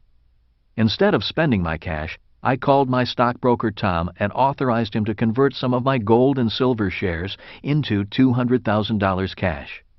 His job was to take the $200,000 and turn it into $450,000. The project was named the Bentley account. It took Tom about 8 months, but he finally called and said, "You can buy your Bentley." I then wrote a check and paid for the Bentley with the cash that had been created by my assets. The reason I needed the account traded up to $450,000 is because the extra $50,000 was to offset the taxes on the capital gains and the commission that Tom made. At the end of the day, I had my Bentley, and I still had the original $200,000. If I had just paid cash for the Bentley without trading the account, I would have lost my $200,000 in cash assets, and I would have lost an additional $75,000 due to the instant depreciation when I drove the car off the lot. In the chapter on Financial IQ number 2, Protecting Your Money, I wrote about how good brokers can make you rich and bad brokers make excuses. The Bentley account is an example of a good broker making me rich and happy, allowing me to afford the luxuries of life. So keep looking for a good broker if you don't already have one. At this point, it might be beneficial to remind you what an asset and a liability are. In my book, Rich Dad, Poor Dad, I define them simply as this. An asset is something that puts money in your pocket. A liability is something that takes money out of your pocket.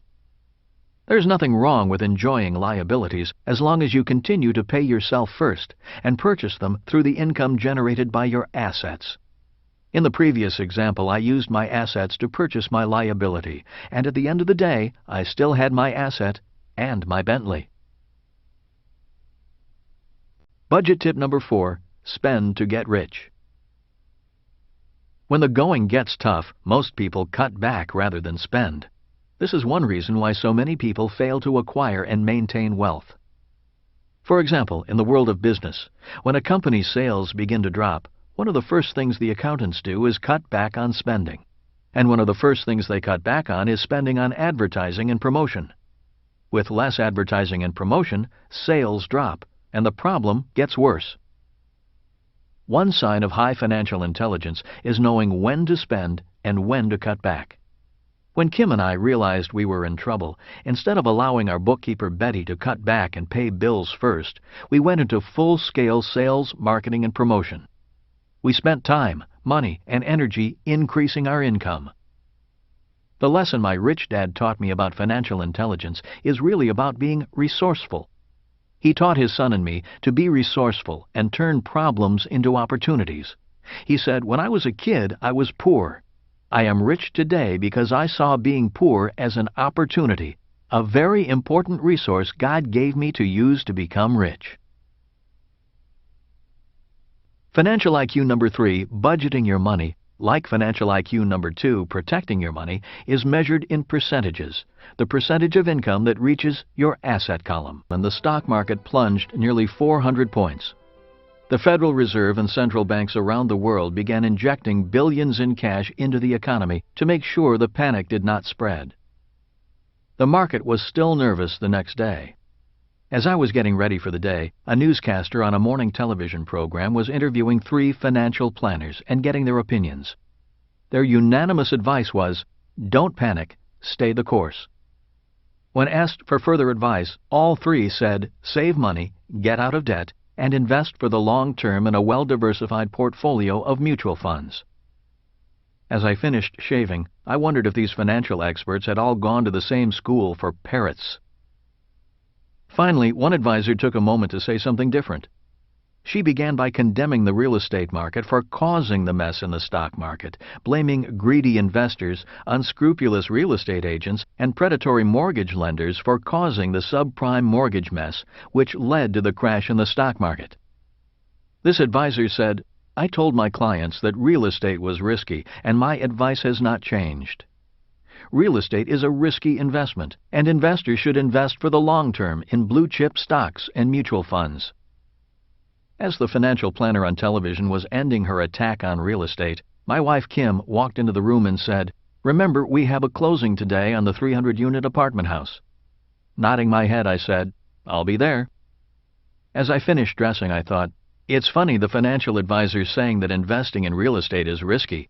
The real estate markets are crashing at the same time Kim and I are buying a $17 million apartment house in Tulsa, Oklahoma, and we are excited about it. Are we on the same planet? So what is the difference between the financial planner who was negative on real estate and why was I excited about buying more property? The answers to that question are found in this chapter through 2 financial concepts, control and leverage. The new capitalism puts millions of workers' money into investments that allow them very little control or leverage. Because I have control over my investments, I am not as affected by market crashes. Because I have control, I am confident about using a lot more leverage. So what is leverage? In very simple terms, the definition of leverage is doing more with less. A person who puts money in the bank, for example, has no leverage. It's the person's money. $1 in savings has a leverage factor of 1 to 1. The saver puts up all the money. For my investment in the 300-unit apartment house, my banker put up 80% of the $17 million real estate investment. By using my banker's money, my leverage is 1 to 4. For every dollar I invest in the deal, the bank lends me $4. So why did the financial planner on TV say that real estate was such a risky investment? Once again, the answer is control. If an investor lacks the financial intelligence to control the investment, the use of leverage is very risky. Since most financial planners put people into investments where they have no control, they should not use leverage. Using leverage to invest in something you do not control would be like buying a car without a steering wheel and then stomping on the gas pedal. Most of the people being hurt by the real estate meltdown are people who were counting on the real estate market to keep going up and increasing their home's value. Many people borrowed money against their inflated home value. Now their home may be worth less than what they owe. They have no control over the investment and are at the mercy of the market. The value of my $17 million apartment house is not based upon the price of the building. While price is important, I'm not counting on the price of the building going up due to some magical, unseen market condition. That is why the booms and busts of the markets do not concern me that much. The value of my apartment house is based upon the rent my tenants pay. In other words, the true value of the property is the value my tenants think the property is worth. If a renter thinks the apartment is a good value at $500 a month, that is the property's value. If I can increase the perceived value of my property to my tenants, I, not the market, have increased the value of the property. If I increase rents without an increase in perceived value, the tenant moves to the community down the street. The value of rental real estate, in this case my apartment houses, is dependent on jobs, salaries, demographics, local industry, and supply and demand of affordable housing. In a housing crash, the demand for rental units often goes up, which means demand and rents go up. If rents go up, the value of my rental real estate may go up, even if the value of residential real estate is coming down. There are 3 specific reasons why I'm not concerned about market crashes when it comes to the purchase of my 300-unit apartment house. One reason is because Tulsa, Oklahoma is an oil boomtown. High-paying jobs are plentiful. The oil industry needs workers, and transient workers need rental housing. The second reason is because a local college near the apartment house is doubling its number of students, but not the number of on-campus housing units, which increases demand for rental apartments. As many of you know, there is another baby boom, commonly referred to as the Echo Boomers, a generation just now entering college, which is 73 million strong. A majority of them will be renters. The third reason is because the fixed interest rate on the existing loan is very low. Low interest payments, lower expenses, and increasing income will increase property value, not market fluctuations. This means the 300-unit apartment house offers me both control and leverage. My job as an investor on this apartment house is to increase my leverage from 1 to 4 to possibly 1 to 10. That is, doubling the value of the property through operations, not the market. I can do this as long as I have control. Leverage is not risky. Many financial advisors will tell you that higher returns mean higher risk. In other words, leverage is risky. That is absolutely false. Leverage is only risky when people invest in assets that they have no control over. If a person has control, leverage can be applied with very little risk. The reason most financial advisors say that higher returns means higher risk is simply because they sell only investments that allow very little control. As mentioned above, my $17 million apartment house in Tulsa is a good investment to use leverage with because I have control over the operations, and the operations, that is, income collected through rents, determine the value of the investment. A house is not a good investment, and leverage is risky with a house because you do not control the value of the house. The value of a house is based on the market and the purchasing power of the currency it was purchased with. These things are out of your control. What is control? The major flaw in paper assets, such as savings, stocks, bonds, mutual funds, and index funds, is the lack of control. And because you have no control, it is difficult and risky to apply leverage. Because these paper assets offer very little control, it is difficult to get a bank to lend you any money to invest in these assets. Financial intelligence is the key to control. Financial intelligence is the key to control. Financial intelligence increases control, and financial IQ measures the financial returns of financial intelligence. Take the 300-unit Tulsa apartment house as an example. Number 1. The income column. The first step after acquiring the property is to increase the rent. The property is already profitable and cash flows with existing rents. In other words, I am already making money from day one. Even so, the objective or business plan is to raise the rent per unit to an additional $100 a month over the next 3 years by the following means. Raising the existing rents that are under market. Installing washers and dryers in all the units and charging extra for rent. Completing improvements to the property like landscaping and new paint. All of these can be completed by using the bank's money, not mine.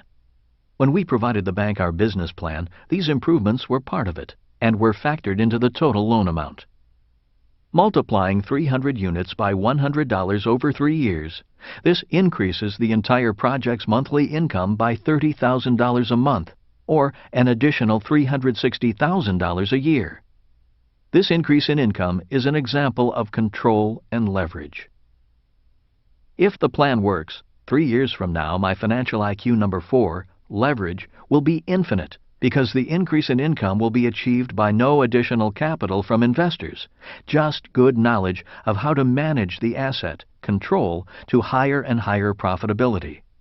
The increase in financial IQ is infinite because the increase in income will be achieved by using investor control and the bank's money. Number 2. The expense column. The next controllable objective is to lower expenses. This is done in different ways. One specific example is by reducing labor costs through reduced administrative costs. Since we own other properties, many costs can be brought back to the main company. These are sometimes called back office expenses. They are the cost of accountants, bookkeepers, attorneys, and administrative staff. Other expenses that can come down are insurance, property taxes, water consumption, maintenance, and landscaping through better cost management and economy of scale. Also, expenses can be reduced and income can go up by keeping turnover low, the time it takes to re-rent an apartment.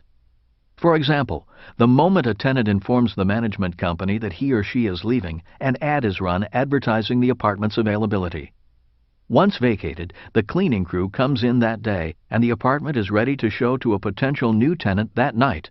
And in many cases, an apartment is rented before the existing tenant even moves out. Obviously, many incompetent investors fail to reduce expenses and actually increase them, making the property a bad investment.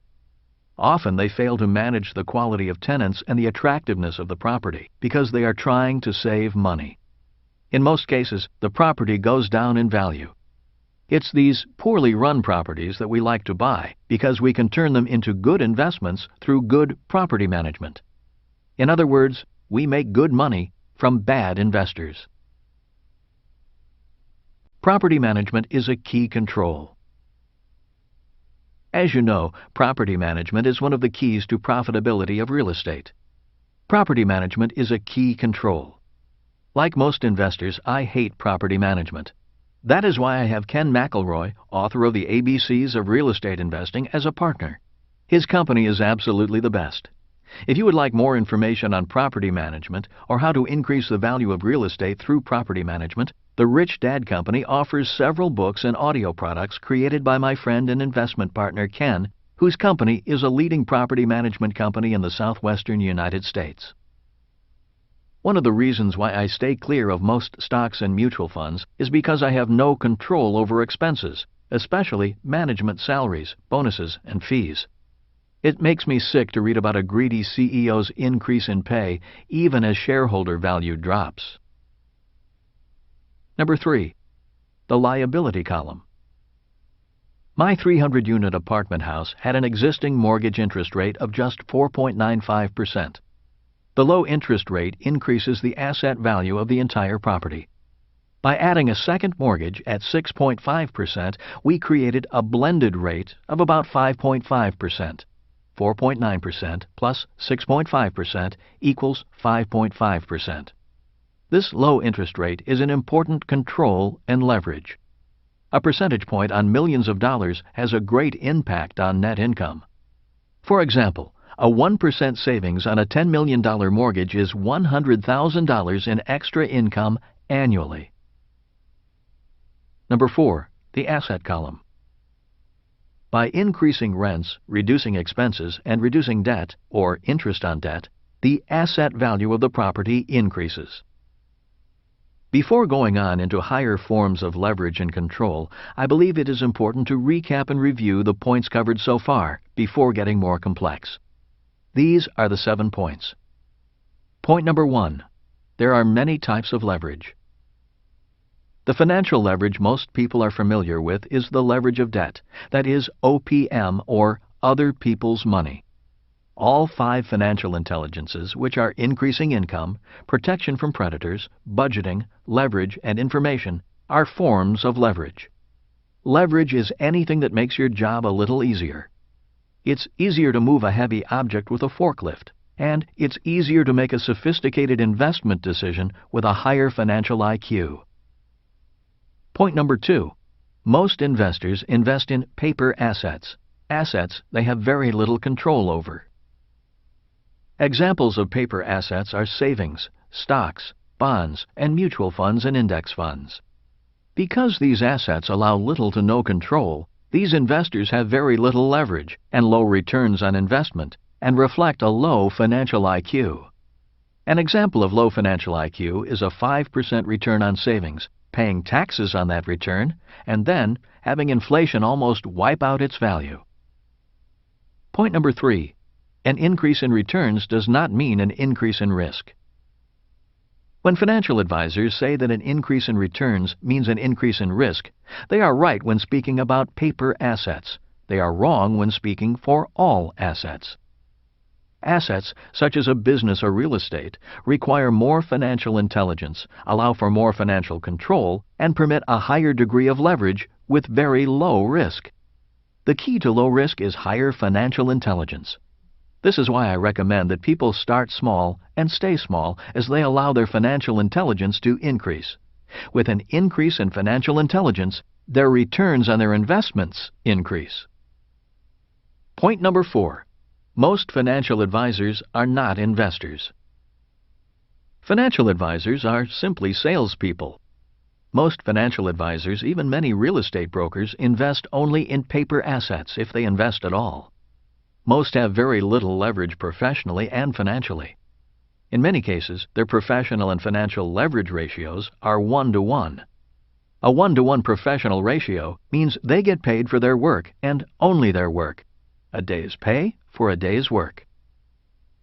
As a business owner, I have thousands of people working to assist me. As an investor, like in the example of the Tulsa apartment house, I have 300 tenants helping me pay for my investment, the bank lending me $4 for every one of my dollars, and the tax department giving me tax breaks on my income. These are examples of different types of leverage. Point number 5. Financial education increases financial intelligence. Most people invest in paper assets, such as savings, stocks, bonds, and mutual and index funds, because they do not need or want control. All they want is to turn their money over to an investment advisor who hopefully does a good job, out of sight, out of mind.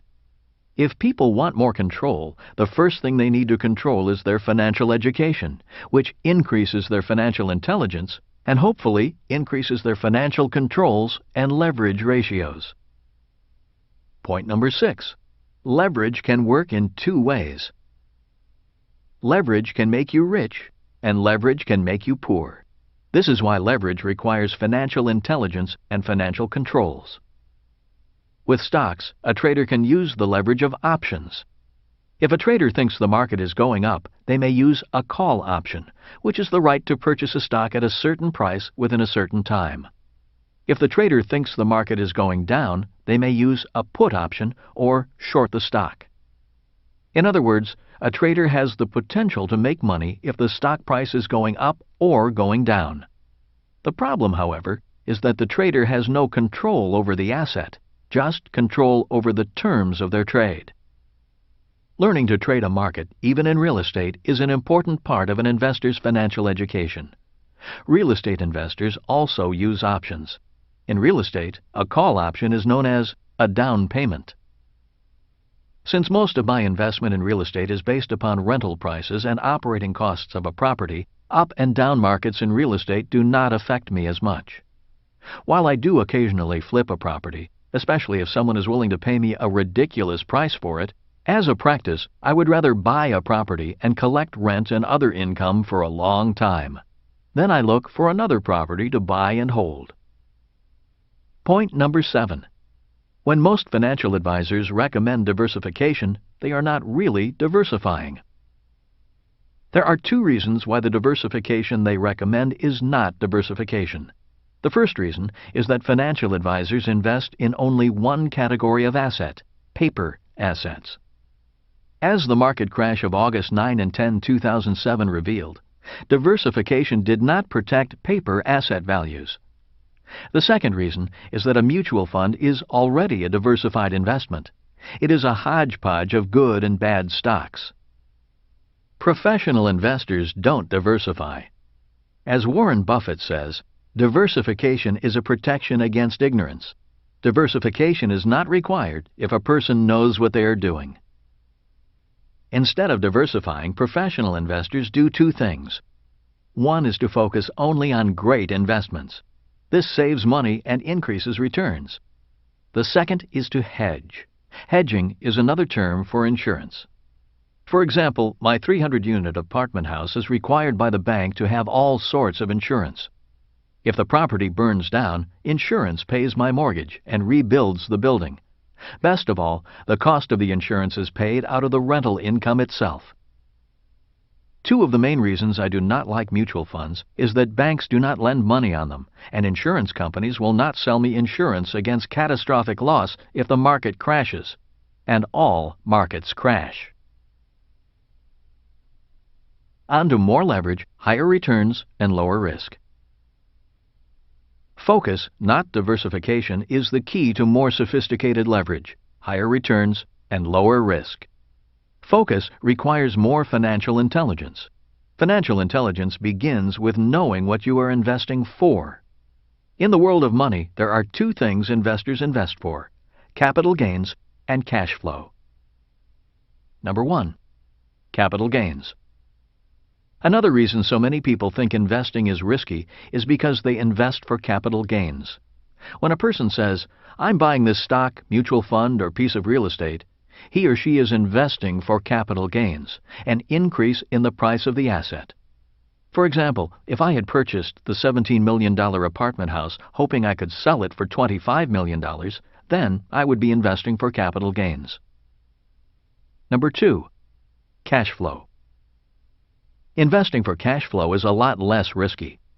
Investing for cash flow is investing for income. If I put savings in the bank and receive 5% in interest, I am investing for cash flow. While interest is low risk, the problem with savings is the return is low, taxes can be high, and the dollar keeps losing value. When I purchased the 300-unit apartment house, I was investing for cash flow. The difference is, I was investing for cash flow using my banker's money for a higher return on investment and paying less in taxes. That is a better use of leverage. What are you investing for? Most financial advisors recommend that a person invest in growth funds when he or she is young. Investing for growth is investing for capital gains. They advise older investors to then shift their growth funds into income funds or annuities. In other words, invest for cash flow when you are older. They believe cash flow is less risky and more certain. When it comes to capital gains or cash flow, there are 3 general types of investors. They are: Number 1. Those who invest only for capital gains. In the world of stocks, these people are called traders, and in the real estate market they are called flippers. Their investment objectives are generally to buy low and sell high. When you look at the cash flow quadrant, traders and flippers are actually in the self-employed quadrant, not the investor quadrant. They are considered professional traders, not investors. On top of that, in America, traders and flippers are taxed at the higher self-employed quadrant tax rates, and do not enjoy the benefits of the tax breaks the investor quadrant receives. Number 2. Those who invest only for cash flow. Many investors like savings or bonds because of the steady income. Some investors love municipal bonds because they pay a tax-free return. For example, if an investor buys a tax-free municipal bond paying 7% interest, the effective return on investment, ROI, is the same as receiving a 9% taxable return. Number 3. The investor who invests for capital gains as well as cash flow. Years ago, old-time stock investors invested for both capital gains and cash flow. Old-timers still talk about the price of a stock going up, as well as paying the investor a dividend. But that was in the old economy, the old capitalism. In the new capitalism, most paper investors are looking for the quick buck to make a killing. Today, the big investment houses are hiring the smartest whiz kids out of college and using computer models to look for the slightest market patterns they can exploit. For example, if the computer picks up a 1% differential, let's say in tech stocks, the investment house will bet millions of dollars hoping to gain 1% on millions of dollars in a few hours. This is very high leverage and very risky. These computer models also cause a lot of the volatility in the markets. When the stock market announces that program trading has been halted, it is talking about these computer programs being halted. The markets crash if the computers say sell. If the computers say buy, the markets boom, and then they crash. In other words, prices can go up or down for no fundamental or business reasons at all. A stock price may have no relationship to the value of the company because the computers created an artificial supply or demand. As an old-time investor in this new era of capitalism, I must be smart enough to invest for capital gains, cash flow, leverage of debt, and tax advantages, as well as be above the turmoil the whiz kids and computers cause in the marketplace. There are 3 components to being a good real estate investor. They are, number 1, good partners. As Donald Trump says, you cannot do a good deal with bad partners. This does not mean bad partners are bad people. They may just be bad or wrong partners for you.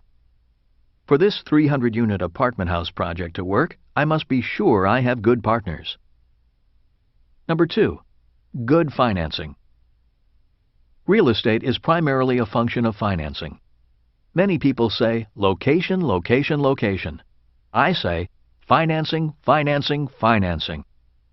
If you can secure good financing, the deal works. If you have bad financing, the deal will not. To illustrate my point, let's say the seller says, I want $35 million for my $17 million apartment complex. If the seller lets me finance the $35 million purchase price at $1 a month for 30 years with a balloon payment of $35 million at the end of the term, I would take the deal and give the seller the asking price. At $1 a month for 30 years, I can afford to pay $35 million for a $17 million property. As they say in the world of finance, I'll give you your price if you will give me my terms. Number 3, good management. One of the reasons for my confidence in the $17 million 300-unit property is that I have good partners. Ken owns a property management company, and his partner Ross owns a real estate development company. In the following paragraphs, I will further explain how property management and development are essential to increasing rents, lowering expenses, and increasing asset value. Having control over these 3 components, good partners, good financing, and good management, I am more willing to use debt as leverage. Without control, I would probably not use debt financing. If there is higher risk, such as speculating in a stock or a commodity, I like to use only money I can afford to lose.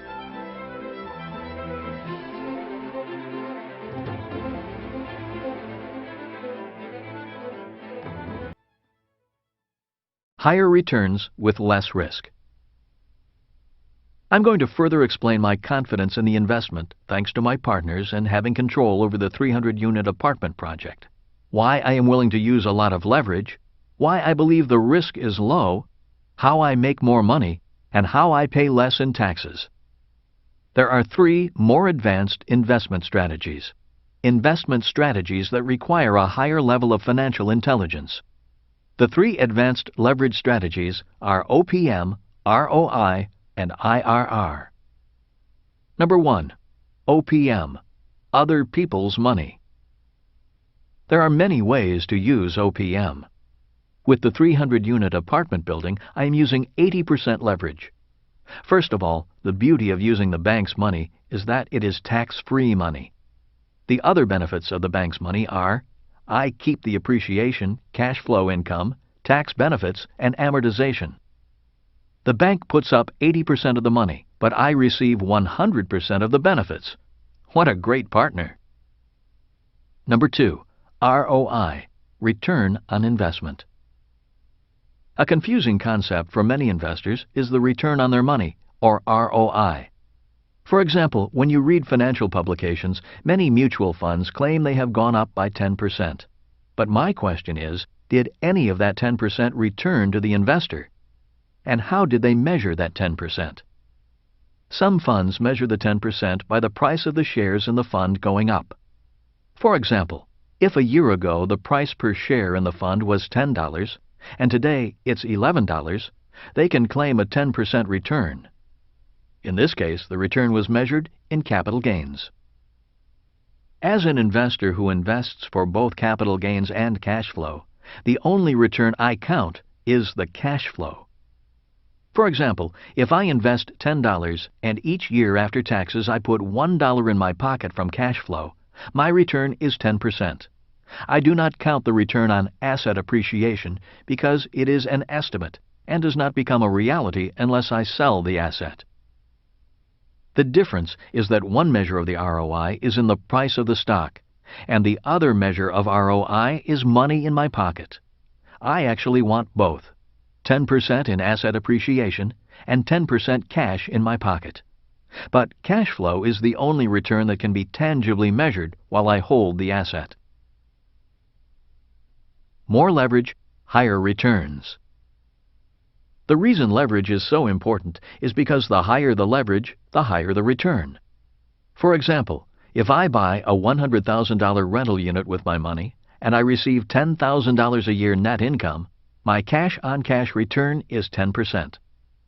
If I borrow $50,000 and am still able to receive a $10,000 return, my cash-on-cash return is 20%.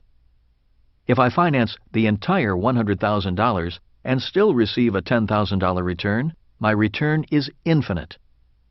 Infinite returns mean money for nothing. $10,000 flows into my pocket and nothing comes out. The renters cover my expense and I receive the income. Money for nothing. In my next example, again using the 300-unit apartment house, I will explain how I receive an infinite return by using leverage. The way this will be done is by raising rents and adding washers and dryers to each of the 300 units. The net $100 a month increase in rents is due to increased rents to match the competition, upgrades to the exterior, and fitting each unit with washers and dryers. This $100 a month increase in income is a 100% financed transaction. We get extra money from the bank to do the renovations. We have the control. The increase in debt is more than covered by our increase in income.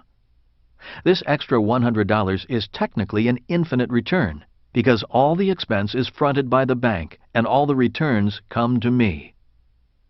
The increase of $100 per month is multiplied by 300 units. This is an increase in gross income of $30,000 a month and $360,000 a year on top of the cash flow we are already getting. This $360,000 is an infinite return measured by cash flow in hand, not some fictitious capital gain on paper. In summary, the bank puts up 100% of the money for these improvements, and we receive the increase in income. The tenants pay for expenses and the mortgage. Number 3. IRR, or Internal Rate of Return. One of the more complex, sophisticated, and often confusing measures of ROI is the internal rate of return. If investors really know what they are doing, they can increase their ROI by understanding IRR. In overly simplified terms, internal rate of return, IRR, measures the other returns and other leverage that a well-controlled investment can provide. The first example of IRR is passive income. Most people understand that gross rents are part of the income column. Yet IRR also measures other forms of income. Passive income is subject to lower tax rates than earned income. In the U.S., passive income is not subject to Social Security or self-employment taxes. In other words, these taxes do not show up as expenses in the expense column, which is technically a gain in income. The second example of IRR is depreciation. In the U.S., the tax department gives some investors an additional income that actually looks like an expense. This income is known as depreciation. Another term for depreciation is phantom income. The reason it is phantom income is because it's income that shows up somewhere else. For example, let's say my tax bill is $1,000. The IRS may allow me to depreciate my investment by $200, allowing me to pay only $800 in taxes. This additional $200 is phantom income, or money I did not have to pay. It is $200 that remains in my pocket, instead of going to the government.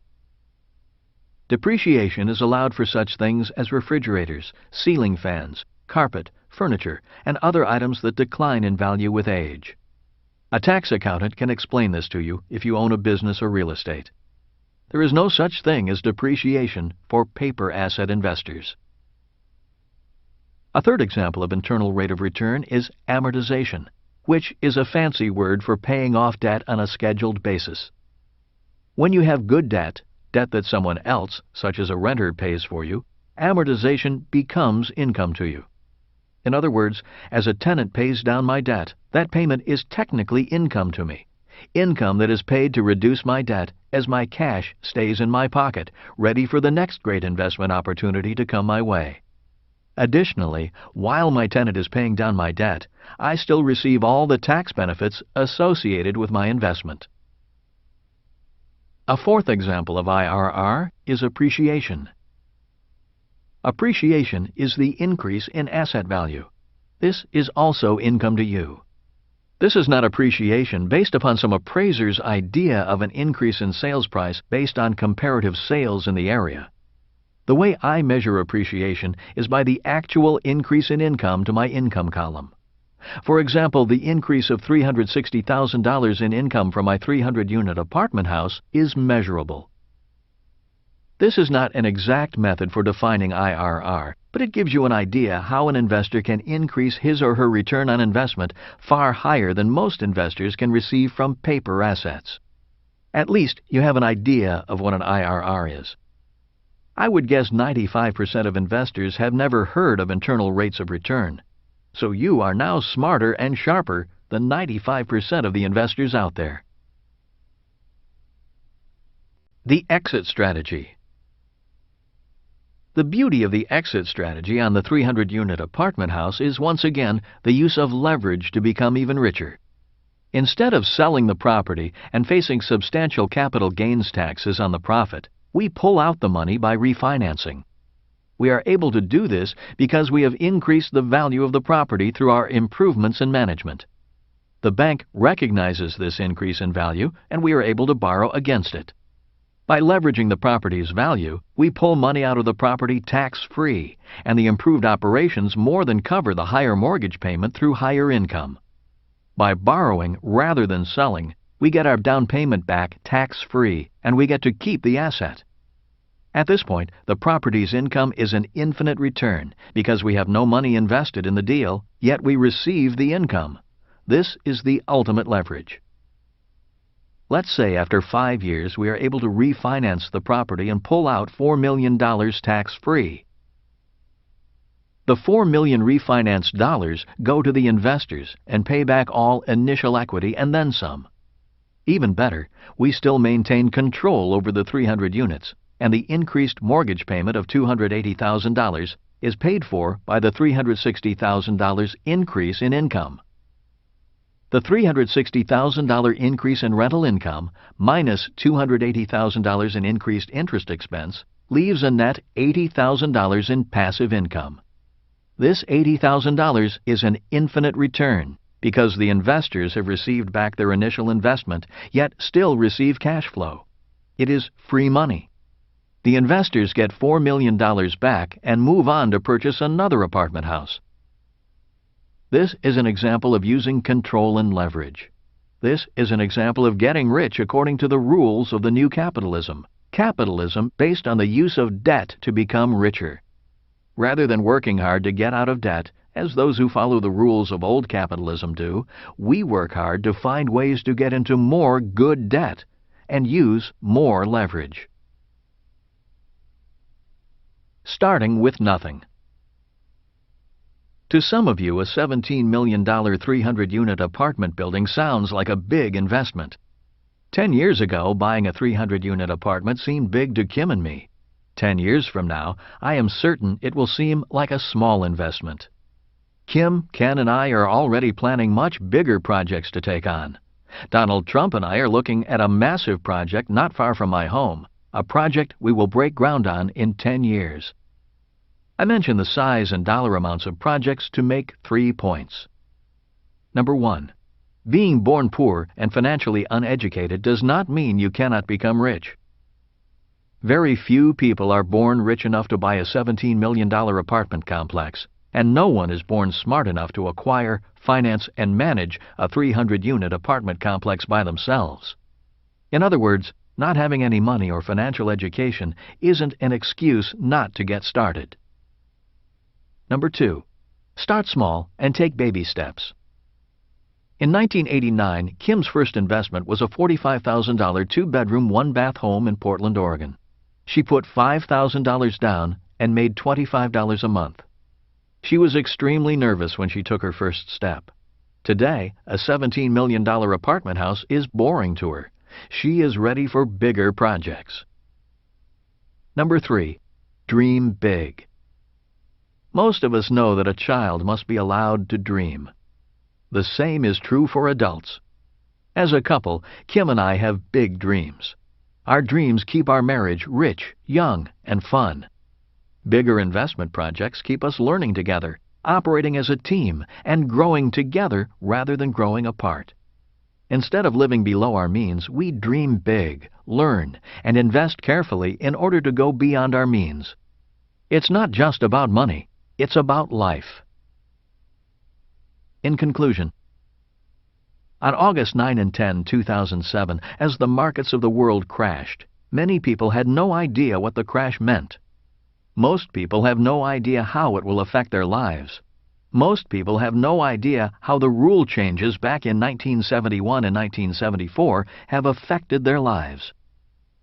Today, even in the richest country in the world, the U.S., millions of educated, hard-working people are earning less, even if they are paid more, saving money that is losing value, clinging to their homes as their value declines, and using credit cards to pay their bills. To make matters worse, because of a market crash, millions of educated, hard-working people think that investing is risky, and to attain higher returns means you have to take on greater risks. There are only a few people who know that the key to leverage is control, and the key to control is financial intelligence. The good news is that the higher your financial intelligence, the more money you make without needing money. In this new capitalism, it is truly possible to make money for nothing. In the information age, knowledge is the ultimate leverage. The more money you make without money, the higher your ROI and IRR, and the higher your financial IQ. Chapter 7. Financial IQ number 5. Improving your financial information. In January of 1972, I was transferred from Camp Pendleton, California, to an aircraft carrier off the coast of Vietnam. My primary job on board the carrier was as a helicopter gunship pilot. My primary mission was to fly as an escort for the larger troop helicopters. My secondary job was as an assistant to the squadron's top-secret information officer. It was an extremely interesting job. For hours on end, we would sit, listen, observe, gather, and process top-secret information. At regular intervals during the day and the night, we gave briefings to the commanding officer and his team. Our job was to take raw data from the war and turn it into relevant information. As an information officer, I gained a tremendous respect for information. Prior to Vietnam, I never thought much about the subject. In school, I thought the study of information was a joke. To me, information was just data, mindless facts and figures, dates and times to be memorized in order to pass tests. In Vietnam, information could mean life or death for my fellow pilots. Today, I believe that I am a better entrepreneur and investor because of my position as information officer. Today, I know that information can mean life or death in war, and the difference between being rich or poor in business. While at war, the amount of information we had to process was staggering. Very quickly, we had to learn how to sort, categorize, discard, and process tremendous amounts of information from multiple and varied sources. To handle information overload, the military puts a great amount of effort into classifying information. Without classification, all information is equal and virtually worthless. As an information officer in Vietnam, I learned to classify information according to a set of characteristics. They are: Number 1, time. In war and in business, information can be useful one minute and obsolete the next. War is fluid, always moving. So is business and investing. Enemy troops can be one place today and 100 miles away tomorrow. In business, a business advantage can be priceless today and worthless tomorrow. Number 2, credibility. We had to know who the information came from. Were our sources credible and reliable? Unfortunately, in the world of money, most people get their financial information from people they work with or salespeople. They may be good, honest people, but they are not credible or reliable sources of financial information. Number 3, classification. In the military, I learned to sort information into categories. For example, top-secret information was only available to those with top-secret clearances. In the world of business and investing, top-secret or classified information is known as insider information.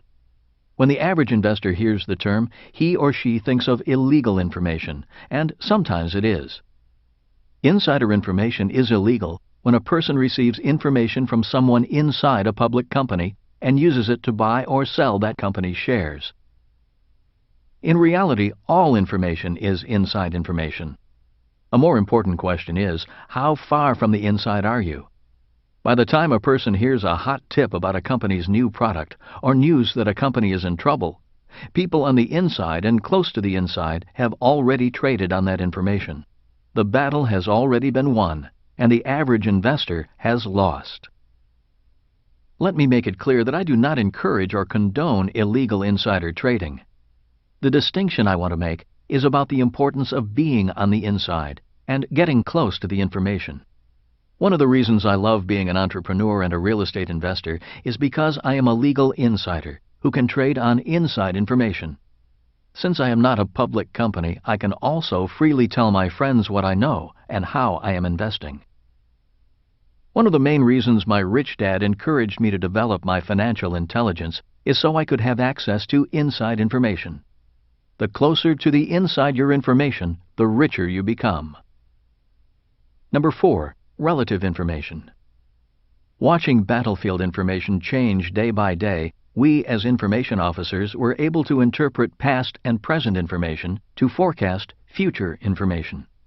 For example, if we knew that the enemy troops were in one position on Tuesday, another position on Wednesday, and another position on Thursday, we could begin to predict where they were going and what their objectives might be.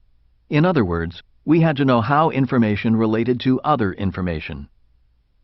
In the world of business and investing, this past, present, and future information gathering is known as watching the trends. Number 5, deceptive information. In war, the enemy would often try to deceive us by sending deceptive information. They occasionally did this by using diversionary tactics. For example, they might move a large number of troops and equipment, making a lot of noise and dust just to distract us from their real motives and objectives. Or they allowed us to capture one of their troops who provided erroneous information. Business and investing are rampant with deceptive information. An entrepreneur and investor must be constantly vigilant and on guard. For example, many times a financial expert will tell you something and then do the opposite. This person may go on television and say he is bullish on a stock and is buying it. This bit of information causes other people to buy the stock, driving the stock price up. Once the price is up, the person who recommended the stock sells and takes a huge profit. This is known as the pump and dump. Classifying information to become richer. There are a number of lessons I learned in the military about classifying information that are applicable to business. Lesson number 1. Facts versus opinions. The key to military intelligence is to know the difference between facts and opinions. The same is true for financial intelligence. One of the reasons so many people think investing is risky is because they do not know the difference between facts and opinions. A few examples of opinions are: when someone says the shares of a company are going to go up, it's an opinion because it is about a future event.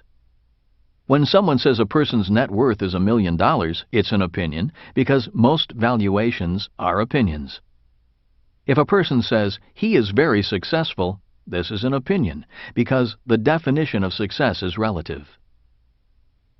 Lesson number 2. Insane solutions. An insane solution occurs when a person uses information that is an opinion as a fact. In war, this can kill you. In business, it can ruin you. For example, question: why did you buy that house when you knew you couldn't afford it?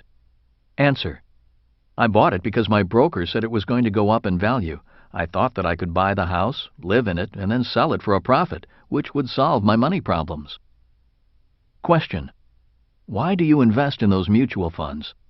Answer: because my supervisor told me to. She said it was a good investment. Lesson number 3. Risky actions. In war, if you didn't verify information and acted on it blindly, you risked death. A risky investor invests based on opinions. Unfortunately, this describes most investors. Since most investors invest for capital gains, their investment decision is based upon opinions about the future. Many investors invest in mutual funds based upon the opinion that the stock market goes up 8 to 10% per year. If the opinion is wrong, they lose. A smart investor knows the difference between facts and opinions. A cash flow investor invests for facts. If possible, a smart investor will invest using both opinion and facts, and invest for both cash flow and capital gains. If you are investing in stocks, mutual funds, real estate, or business, ask yourself if the information you are basing your decision on is fact or opinion. Lesson number 4. Control over the asset. One important bit of information I want is how much control I have. In the previous chapter on Financial IQ number 4, Leveraging Your Money, I stated that it was important to invest with control before leverage. If I do not have control, I do not use much leverage. I control my asset value by controlling my rents.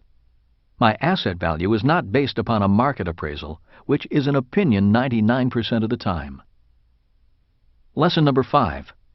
What are the rules? Rules and laws are very important types of information. Many people get into trouble simply because they do not know the rules, ignore the rules, or break the rules. Personally, I never liked rules. In Vietnam, I liked them even less. One of the things I hated was that we fought according to one set of rules, and the enemy fought according to another. One rule I found ridiculous in war was the rule that we could not pursue the enemy across borders. The enemy would fight close to the border and then escape across it for safety. There were many times we had to break off a fight because the VC crossed back into Laos. It was my rich dad who changed my attitude towards rules. He said, if you play sports and there is no referee to enforce the rules, the game turns into chaos. If you drive on the highway and police do not enforce the rules, people die. This is why rules are important. Rules can make a person very rich or very poor. This is why information on rules is so important. For people who want to be rich, having good accountants and lawyers is important. Today, there are so many laws, rules, and regulations that it is impossible for any one person to know or understand them all. While hiring an attorney or accountant may seem expensive, the pain and money they can save and make for you can be much greater than the fees you pay them. Remember two things. Rules provide a valuable source of information about how the game of money is played, and without rules, assets decline in value. Lesson number 6. Trends. A trend is developed when an investor takes information from a set of facts and then forms an opinion. Instead of diversifying, I prefer to focus on a few small assets, notice a trend, and invest with the trend. Since I know a trend can reverse and change direction, I do not blindly invest for the long term. Some of the trends I am investing in today are trends in oil. As you know, the more China, India, and Eastern Europe become westernized, the more the demand for oil goes up. Even with the rush to find alternative sources of power, oil will continue to be a primary source of power for years to come. As much as I do not like the environmental damage oil causes, the harsh reality is we all use it, even the most devoted environmentalists. I believe the long-term trend for the price of oil is up, possibly as high as $200 a barrel in the near future. This high price will have serious repercussions upon the world economy, which will later lead to other trends worth following as alternative energy technology, such as solar power, makes advances. Trends in silver. I believe silver is the best investment in 2007. I believe it is a better investment than oil. There are two reasons I say this. The first reason is because silver is a consumable industrial metal. This means it's used up. Silver is the metal of choice for electronics. It is used in computers, cell phones, television sets, and other gadgets. It is estimated that 95% of all silver is already consumed. It is becoming scarcer. Gold is different. It is estimated that 95% of all gold ever found is still around. Instead of being consumed as silver is, gold is hoarded. In many ways, this makes silver more valuable than gold. The second reason is because silver is also a precious metal, a form of money. As the dollar drops in purchasing power, more people will look for anything that represents real money or at least holds its value. As I write, silver is very cheap when compared to gold. It is approximately $13 an ounce, while gold is approximately $600 an ounce. Historically, gold has been only 14 times the price of silver, which means if silver were $10 an ounce, gold would be trading at $140 an ounce. At today's prices, gold and silver are trading at a differential of 50. To me, based on historical trends and the fact that silver is a consumable metal, it has a greater opportunity to go up in price. Trends in housing. One of the reasons I love investing in apartment houses is that rich or poor, people will pay for a roof over their head. In America, the population is expected to grow from 300 million to over 400 million in the next 2 decades. So I believe the price of housing will continue to trend up. As real estate becomes more expensive and difficult to afford, and as wages come down, I believe these trends will cause more people to be renters. One of the reasons Kim and I did not panic during the August 9, 2007 crash is because we rent out real estate for cash flow. We do not sell real estate. When the subprime mortgage market collapsed, sellers panicked. People who invested for cash flow, those who rent property to others, didn't panic. In fact, they saw opportunity. In down markets, there are more renters than buyers, so a crash is generally good for landlords, but not sellers. A final thought on trends is the importance of history and cycles. Having survived a number of up and down markets, I have learned a lot from history. There is one historical trend I believe is worth watching. That trend is the 20-year cycle between stocks and commodities. As a person who sailed for an oil company, I became curious about why the prices of commodities went up as stock prices came down. A few years ago, I came across a book written by one of my favorite financial authors, Jim Rogers, entitled Hot Commodities. Rogers discovered that stock prices went up for 20 years at the same time as commodity prices came down. For example, from 1960 to 1980, just as I was coming of age, commodity prices such as oil and gold were rising. In 1980, oil, gold, silver, and real estate prices came down rapidly as stock prices started climbing. Between 1980 and 2000, the stock market was the place to be, and oil, gold, and silver were dogs. While the commodity market was down, I was buying all the oil, gold, silver, and real estate I could. On schedule, in 2000, at the height of the dot-com boom, share prices dropped and commodity prices came roaring back up. If history repeats, this means that commodities will come down in 2020 and stocks will be the market to be in again. In conclusion, ultimately, it is not the asset that makes you rich. Information makes you rich, or poor. In real estate, most investors lose money because of inadequate information and intelligence. That is why when someone asks me, "Is real estate a good investment?" my reply is, "I don't know. Are you a good investor?" Chapter 8. The Integrity of Money. Integrity is an interesting word. I have heard it used in many different ways and in different contexts. Many times I have heard someone say, "He has no integrity." Someone else might say, "That house has integrity of design." Before discussing the integrity of money, I think it best I give my definition of integrity. Webster's offers 3 definitions for integrity. They are: Number 1, soundness, an unimpaired condition. Number 2, incorruptibility, firm adherence to a code of especially moral or artistic values. Number 3, completeness, the quality or state of being complete or undivided. All 3 definitions are required to discuss money and integrity. To better illustrate, I use the example of the integrity of an automobile. An automobile is made up of systems: the brake system, fuel system, electrical system, and so on. If the systems are not operating in integrity, the car will not be sound. The car is not whole. A similar example can be made with the human body. Some of the systems of the body are the respiratory system, nervous system, digestive system, and so on. If the integrity of the human body's system is not sound, corrupted with clogged arteries, for instance, health declines and disease or death soon follows. Just as health can break down from a lack of integrity, so can wealth be compromised by a lack of integrity. Symptoms of a lack of financial integrity are crippling taxes, high expenses, excessive debt, bankruptcy, foreclosure, sadness, and despair.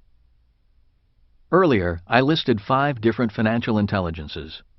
Once again, they are: Financial IQ number 1, making more money.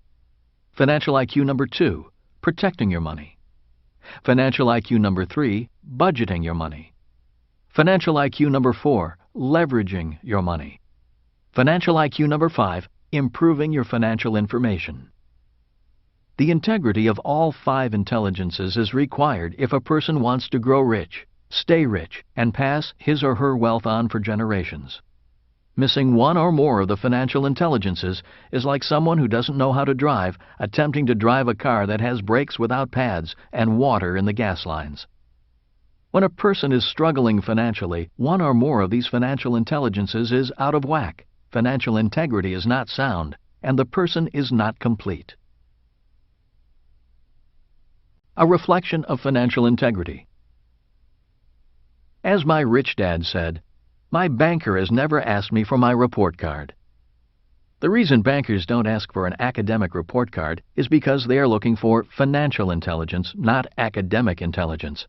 This is why they ask for a financial statement. A financial statement is a reflection of your financial integrity. It is the equivalent of your financial report card.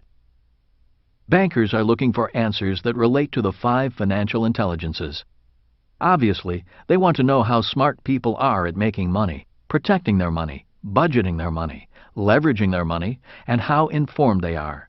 A financial statement will give the bank the information it is looking for. Intrinsic value. Warren Buffett does not diversify. Instead, he looks for a company with intrinsic value, a company with financial integrity. He wants to know if the business has the 5 financial intelligences. In overly simplified terms, Buffett wants the answers to the following questions. Number 1. Can the business make more money? Number 2.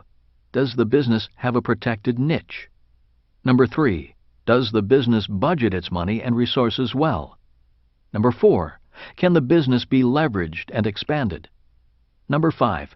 Is it run by a team of smart, well-informed people? In even simpler terms, intrinsic value means: Number 1. Niche. This means the business has a core competence, something that will make money in good times and bad. Coca-Cola fits this requirement. People will always drink sugared water regardless if plain water is better for them. A big advantage Coca-Cola has is its trademark, which is protected by law. You may recall that financial intelligence number 2 is protection. In this case, Warren likes this product because it's a product that is a legally protected brand, not just a commodity. A well-recognized brand, protected and defended from pirates, increases Coca-Cola's intrinsic value. The brand Rich Dad is a trademark, protected by law in every country we do business in. Being a brand gives my business greater intrinsic value. Many authors write books but fail to build a brand. As you know, Harry Potter is a mega brand. So is Donald Trump. If you are not a brand, you are a commodity. Brands have more intrinsic value, and to maintain this value, a brand must be true to its message and customers. A few years ago, a large mutual fund company approached me and asked if I would endorse its fund. Although the fee it would have paid me was very high, I turned the offer down. In my mind, endorsing a mutual fund would not be true to the Rich Dad brand. To me, it would have shown a lack of integrity, which would diminish the brand's intrinsic value. Number 2. Leverage. This point separates the small business owners from the big business owners. For example, if I am a doctor, it is hard for me to leverage my value if my patients come only to see me. But if that same doctor invented a new cure or kind of medicine, then that doctor's medical intelligence can be leveraged via a product. The world is filled with small business owners and professionals who are not able to leverage because they are the product. Most employees fall into this category. Number 3. Expandability. Once a product or business can be leveraged, the next question Warren wants to know is, how far can the leverage be expanded? Warren loves Coca-Cola because its leverage is expandable throughout the world. Warren says, every time someone in the world drinks a Coke, I make a little money. When I wrote Rich Dad, Poor Dad, the book was my leverage. Instead of my teaching in person, my book and my games could now do the teaching. The next task was to expand the product into different countries by printing the books and games in different languages. This was done by licensing the rights to produce Rich Dad products to businesses in different parts of the world. Instead of having my company print, inventory, and distribute my products, there are now publishers in 109 countries that do that for me. This is my example of leverage and then expandability. Number 4. Predictability. What Warren Buffett wants to know is how predictable revenue is. He doesn't want peaks and valleys in income. He wants to know that come rain or shine, the money will come in like clockwork. One of the reasons I love my apartment houses is that rain or shine, the money comes in. I'm not worried about the price of real estate going up or coming down. I want my money coming in 24/7 from all over the world and from my apartment houses. This is why Warren Buffett does not diversify. Instead, he focuses on a business's intrinsic value. Recognizing intrinsic value requires the 5 financial intelligences. When a business has intrinsic value, the business has integrity. When a business has integrity, it has a better chance to grow and remain profitable, regardless of changing economic conditions. Before investing in a company, a professional investor looks at the business's financial statement. The professional investor is looking for business integrity. The same is true when a real estate investor buys an apartment house. Knowing about the internal rate of return, IRR, is intrinsic value applied to real estate. The problem for most people, due to lack of financial education in school and not being able to read a financial statement, is that they don't know if the company or real estate they are investing in has financial integrity and intrinsic value. Chapter 9. Developing Your Financial Genius. I didn't know I wasn't smart until I went to school. From kindergarten all the way through college, school was a struggle. I also didn't know I was poor until I went to school. When I was 9 years old, my family moved across town and I went to a school for rich kids. Interestingly, there were 2 elementary schools directly across the street from each other. On one side of the street was Union School. On the other side was Riverside School. Both were public schools. One school for the rich and the other for the working class. Originally, Union School was for the children of the sugar plantation union workers, hence the school's name. Riverside was the school for the children of sugar plantation owners and managers. I attended Riverside because the house our family lived in happened to be on the side of the street next to the river. Even though I was only 9, I was aware that my classmates at Riverside School lived at a higher standard of living than my family. Many of my rich classmates lived in an isolated community connected by a bridge across the river. Every time I crossed that bridge to play with my friends, I knew I was crossing into a different world. Although rich, my classmates and their families were not snobs. They were friendly people involved in the community.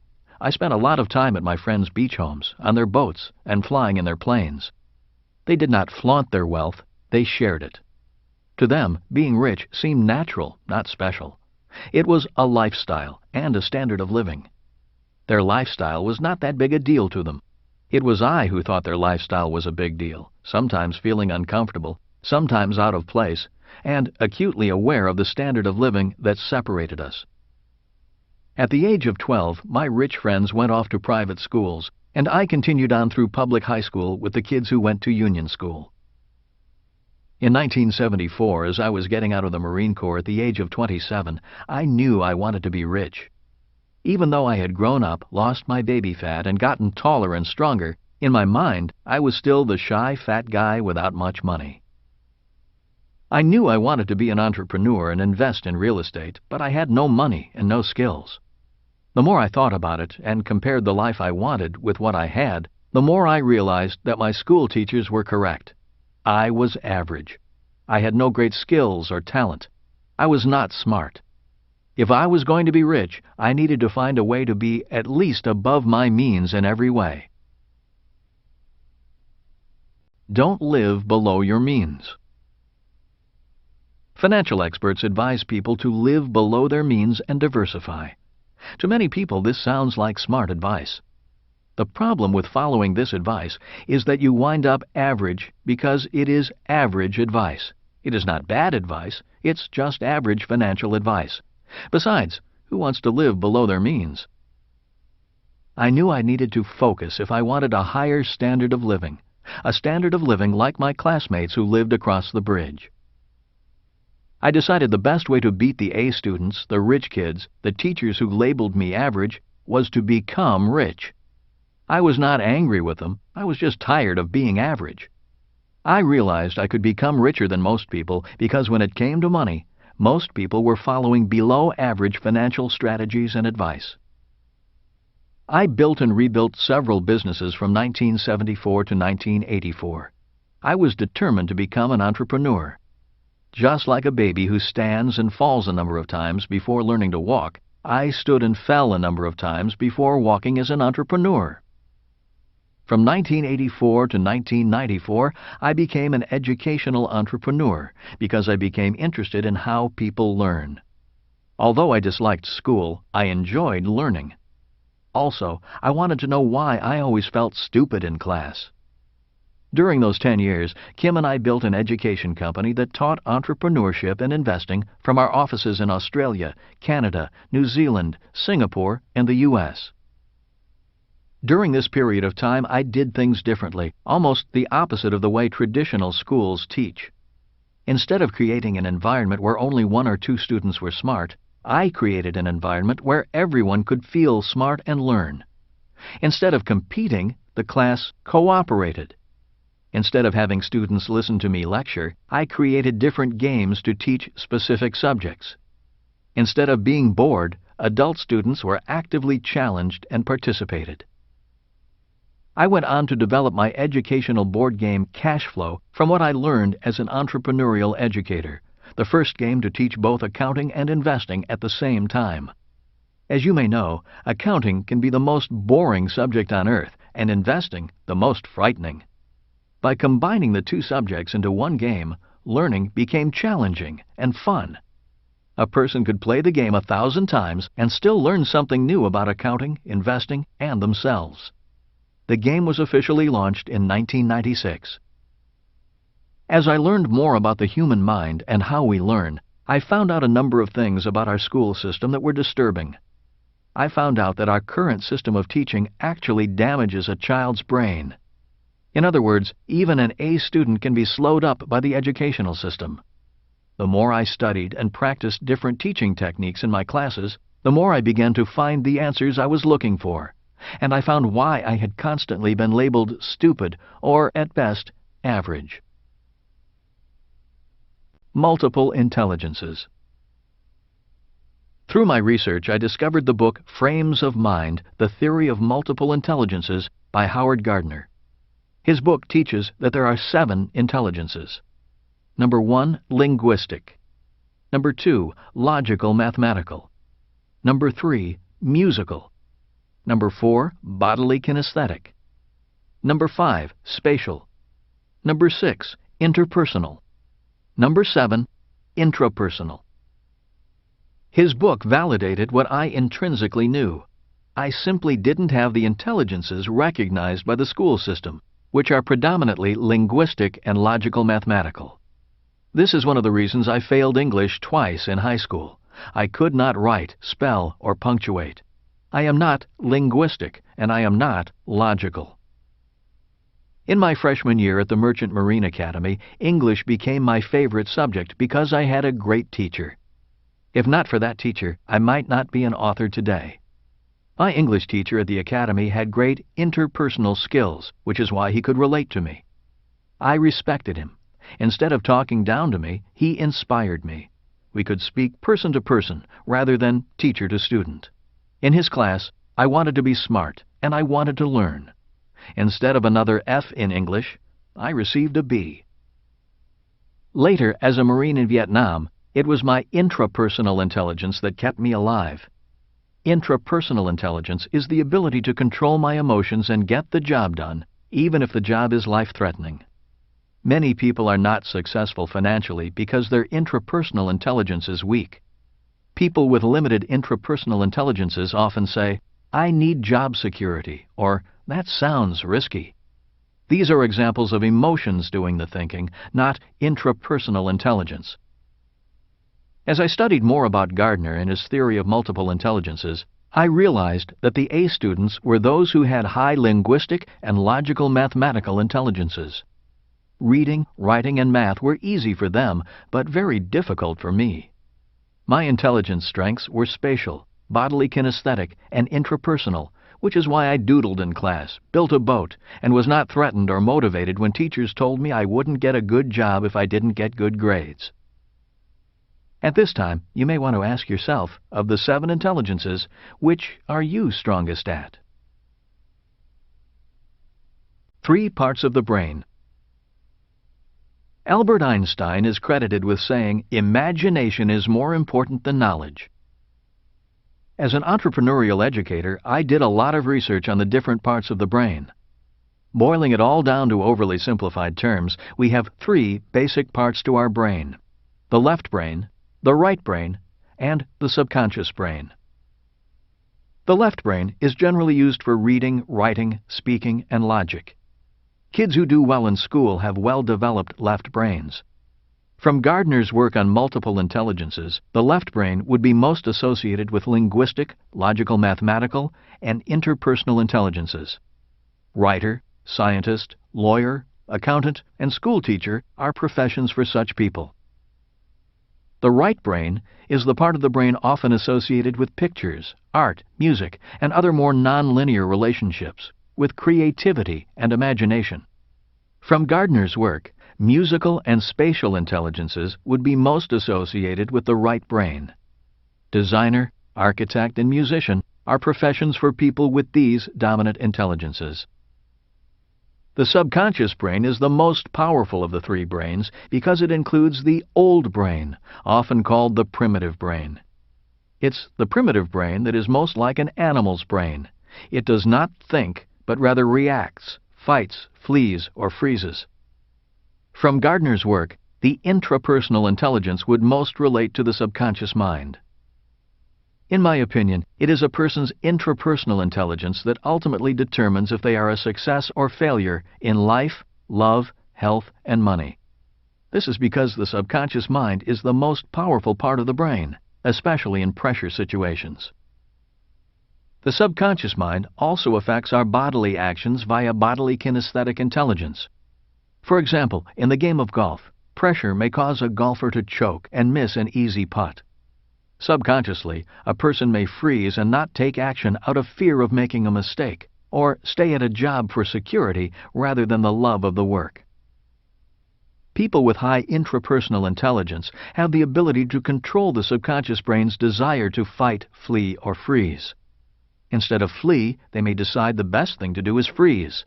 If frozen, they may choose to fight. The point is, they have the intelligence to choose the appropriate subconscious response.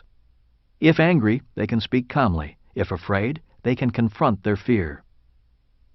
People think differently when their subconscious is controlled by fear. If people are fearful, they may say, "I can't do that. What if I fail?" Or, "That's risky." Compare that to a person who is in a fight state subconsciously who might say, "I'll show them. I'll get that deal just to prove I can do it." Learning to choose your subconscious state of mind before thinking and making decisions is very important. When I was in Vietnam, I felt better, flew better, and was more confident when I subconsciously chose to fight. When I was in a fleeing or fearful state, my thoughts were fearful. So choose your subconscious state of mind before using your left and right brains. Professions requiring tremendous control under stress are best for people with strong intrapersonal intelligence. For example, police officers, emergency room nurses and doctors, firefighters, and soldiers require high intrapersonal intelligence. I would say entrepreneurs require a high level of this intelligence. Which brain controls your money? The reason I became curious about the brain and how it works is because I wondered why so many people say one thing and then do another. For example, I might ask a person, "Do you want to be rich?" Most people will say from their logical left brain, "Yes, I really want to be rich." The problem is not found in their logical left brain. The problem is the subconscious brain saying, "Not you, you'll never be rich," or "How can you be rich? You don't have any money." In most cases, it's the subconscious fear of failing that holds people back. For example, I have a friend who is an attorney, an A student from Harvard, who wants to change, but he can't. He is afraid of doing something new for fear of failing and not making enough money. He says to me, "I've been an attorney for so long, I don't know what else to do. Who else will pay me what I am earning?" He has a brilliant left brain, an underdeveloped right brain, and an out-of-control subconscious brain. Again, the subconscious brain is the most powerful of the three brains. The subconscious mind is so powerful that it controls our addictions. For example, most smokers want to quit. You can logically explain to their left brain all the harmful effects of smoking and show their right brain horrifying pictures of lung cancer. But if the subconscious mind wants to smoke, the person smokes. In many ways, the subconscious brain controls your life, regardless if you are an A or F student. For most people, when it comes to money, there is a battle of the brains going on inside of them. It is this conflict that causes many people to live below their means, when in reality they want to improve their standard of living and to be rich. The problem with traditional education is that it focuses on only one part of the brain, the left brain. In other words, you could be a left brain genius and a subconscious moron. You can know what to do in your left brain and in your subconscious brain be terrified of actually doing it. Worst of all, many people leave school fully able to read, write, and do math, but are terrified of failing and seek security instead of opportunity in the real world. They're taught to value knowledge over imagination and over the ability to integrate all three parts of the brain. After years of striving to be the best, these people are told by financial experts to diversify and live below their means. To a fearful subconscious brain, this advice sounds intelligent and logical. For years, these people then turned over a portion of their paycheck every month to their financial experts with the hopes that they know what they're doing. At the same time, the richest investor in the world, Warren Buffett, says, "Diversification is a protection against ignorance." And it is.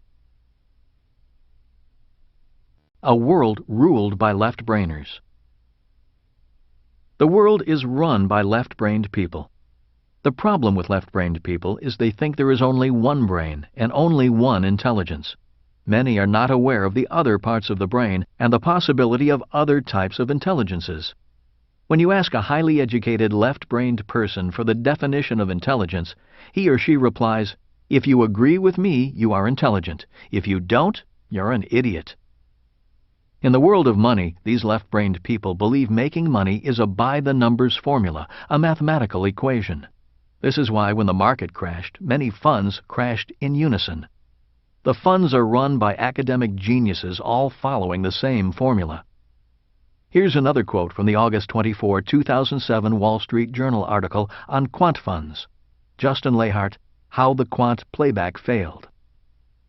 A number of quant funds, which use statistical models to find winning trading strategies, reported heavy losses this month.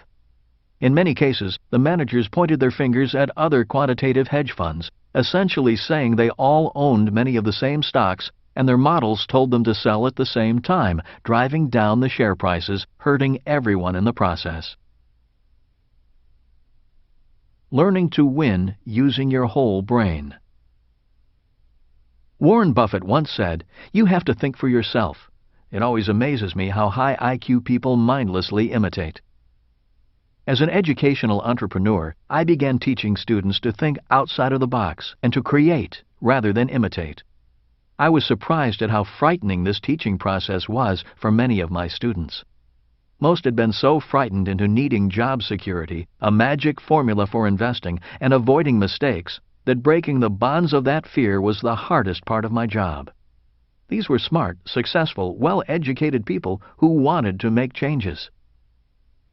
Neuroscientists have recently discovered that the brain has mirror neurons.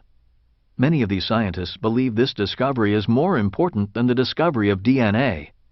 A neuromirror, in overly simple terms, is the equivalent of birds of a feather flocked together. That is, our brains are programmed to imitate what we see others do.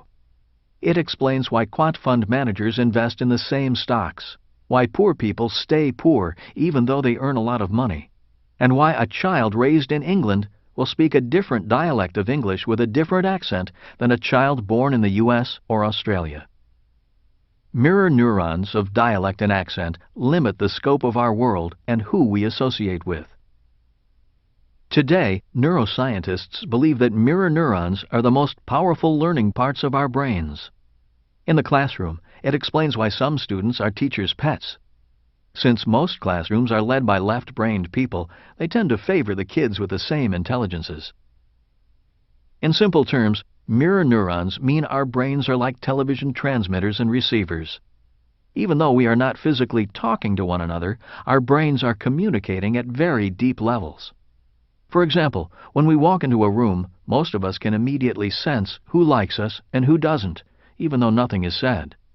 This is the worst part. I learned that if I did not feel good about myself, people did not feel good about me. In many instances, another person is only sending back what I am broadcasting. In other words, if I think I am a loser, other people will think of me as a loser. The good news is that you and I can change their perception of us by changing our perception of ourselves. If I had not changed my perception of myself, I would never have met and married a beautiful woman like Kim. Someone like Donald Trump wouldn't be my friend, and I wouldn't be financially secure today. If I had not consciously changed my perception, I would probably still be a shy, fat, poor kid speaking pidgin English.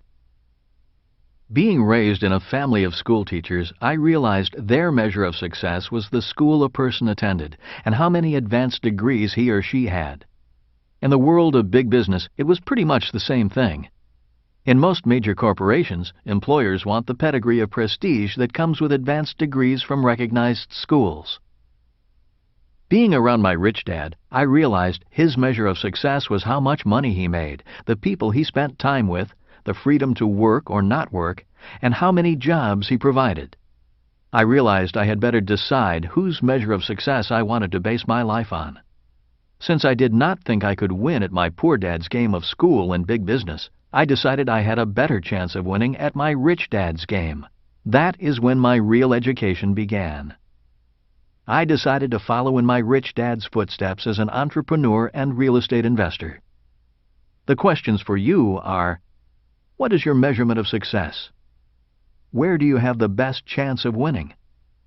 Is your brain being trained to win? Developing the 3 parts of the brain. For those of you who have played my cash flow game, you may recall that to win the game requires a lot of left brain financial knowledge and right brain creativity. Since it is only a game, being played with fake money, the fear of failing or losing money is greatly reduced, leaving the subconscious mind more or less neutral. Once a person understands the game, the subconscious brain shifts from fear to excitement and the joy of winning. Learning becomes fun and exciting. All 3 brains are being educated and developed. New possibilities are opening for an expanded whole brain. In 2005, Arizona State University did a study on the viability of my game for teaching accounting and investing to business school students. Their findings were extremely positive, concluding that students actually learned faster and retained knowledge longer than when they learned in other ways. One great success story occurred recently at a Boys and Girls Club in a very poor part of Phoenix. A team from my company set up a cash flow club. Once again, teaching financial intelligence via a game was powerful, profound, and life-changing. One particular participant was a student who was labeled learning disabled by the school system and placed in a class for slow learners. After playing the cash flow game a number of times with his friends, he slowly began to improve his reading and math skills. Today, he's in a regular class. This is the power of coordinating all 3 parts of the brain in a cooperative peer-to-peer learning environment. Finding your genius. For people to develop their genius, they need to find the environment that supports the development of their genius. For example, Tiger Woods' environment is the golf course. He would not have done well as a jockey. Donald Trump found his strength in the tough world of New York real estate. That environment challenged him, taught him a lot, and developed his skills. As you know, Tiger Woods works very hard at being a golf genius. Donald Trump works very hard at being a genius at real estate development. One of the reasons many people do not develop their genius is simply because they are lazy. Many just go to work to collect a paycheck. It is easier for them to be average than to work hard at developing their genius. My questions to you are, what do you think your genius is, and what environment is best for you to develop it? Another important question is, do you have the courage to change environments? Imagine your future if you did.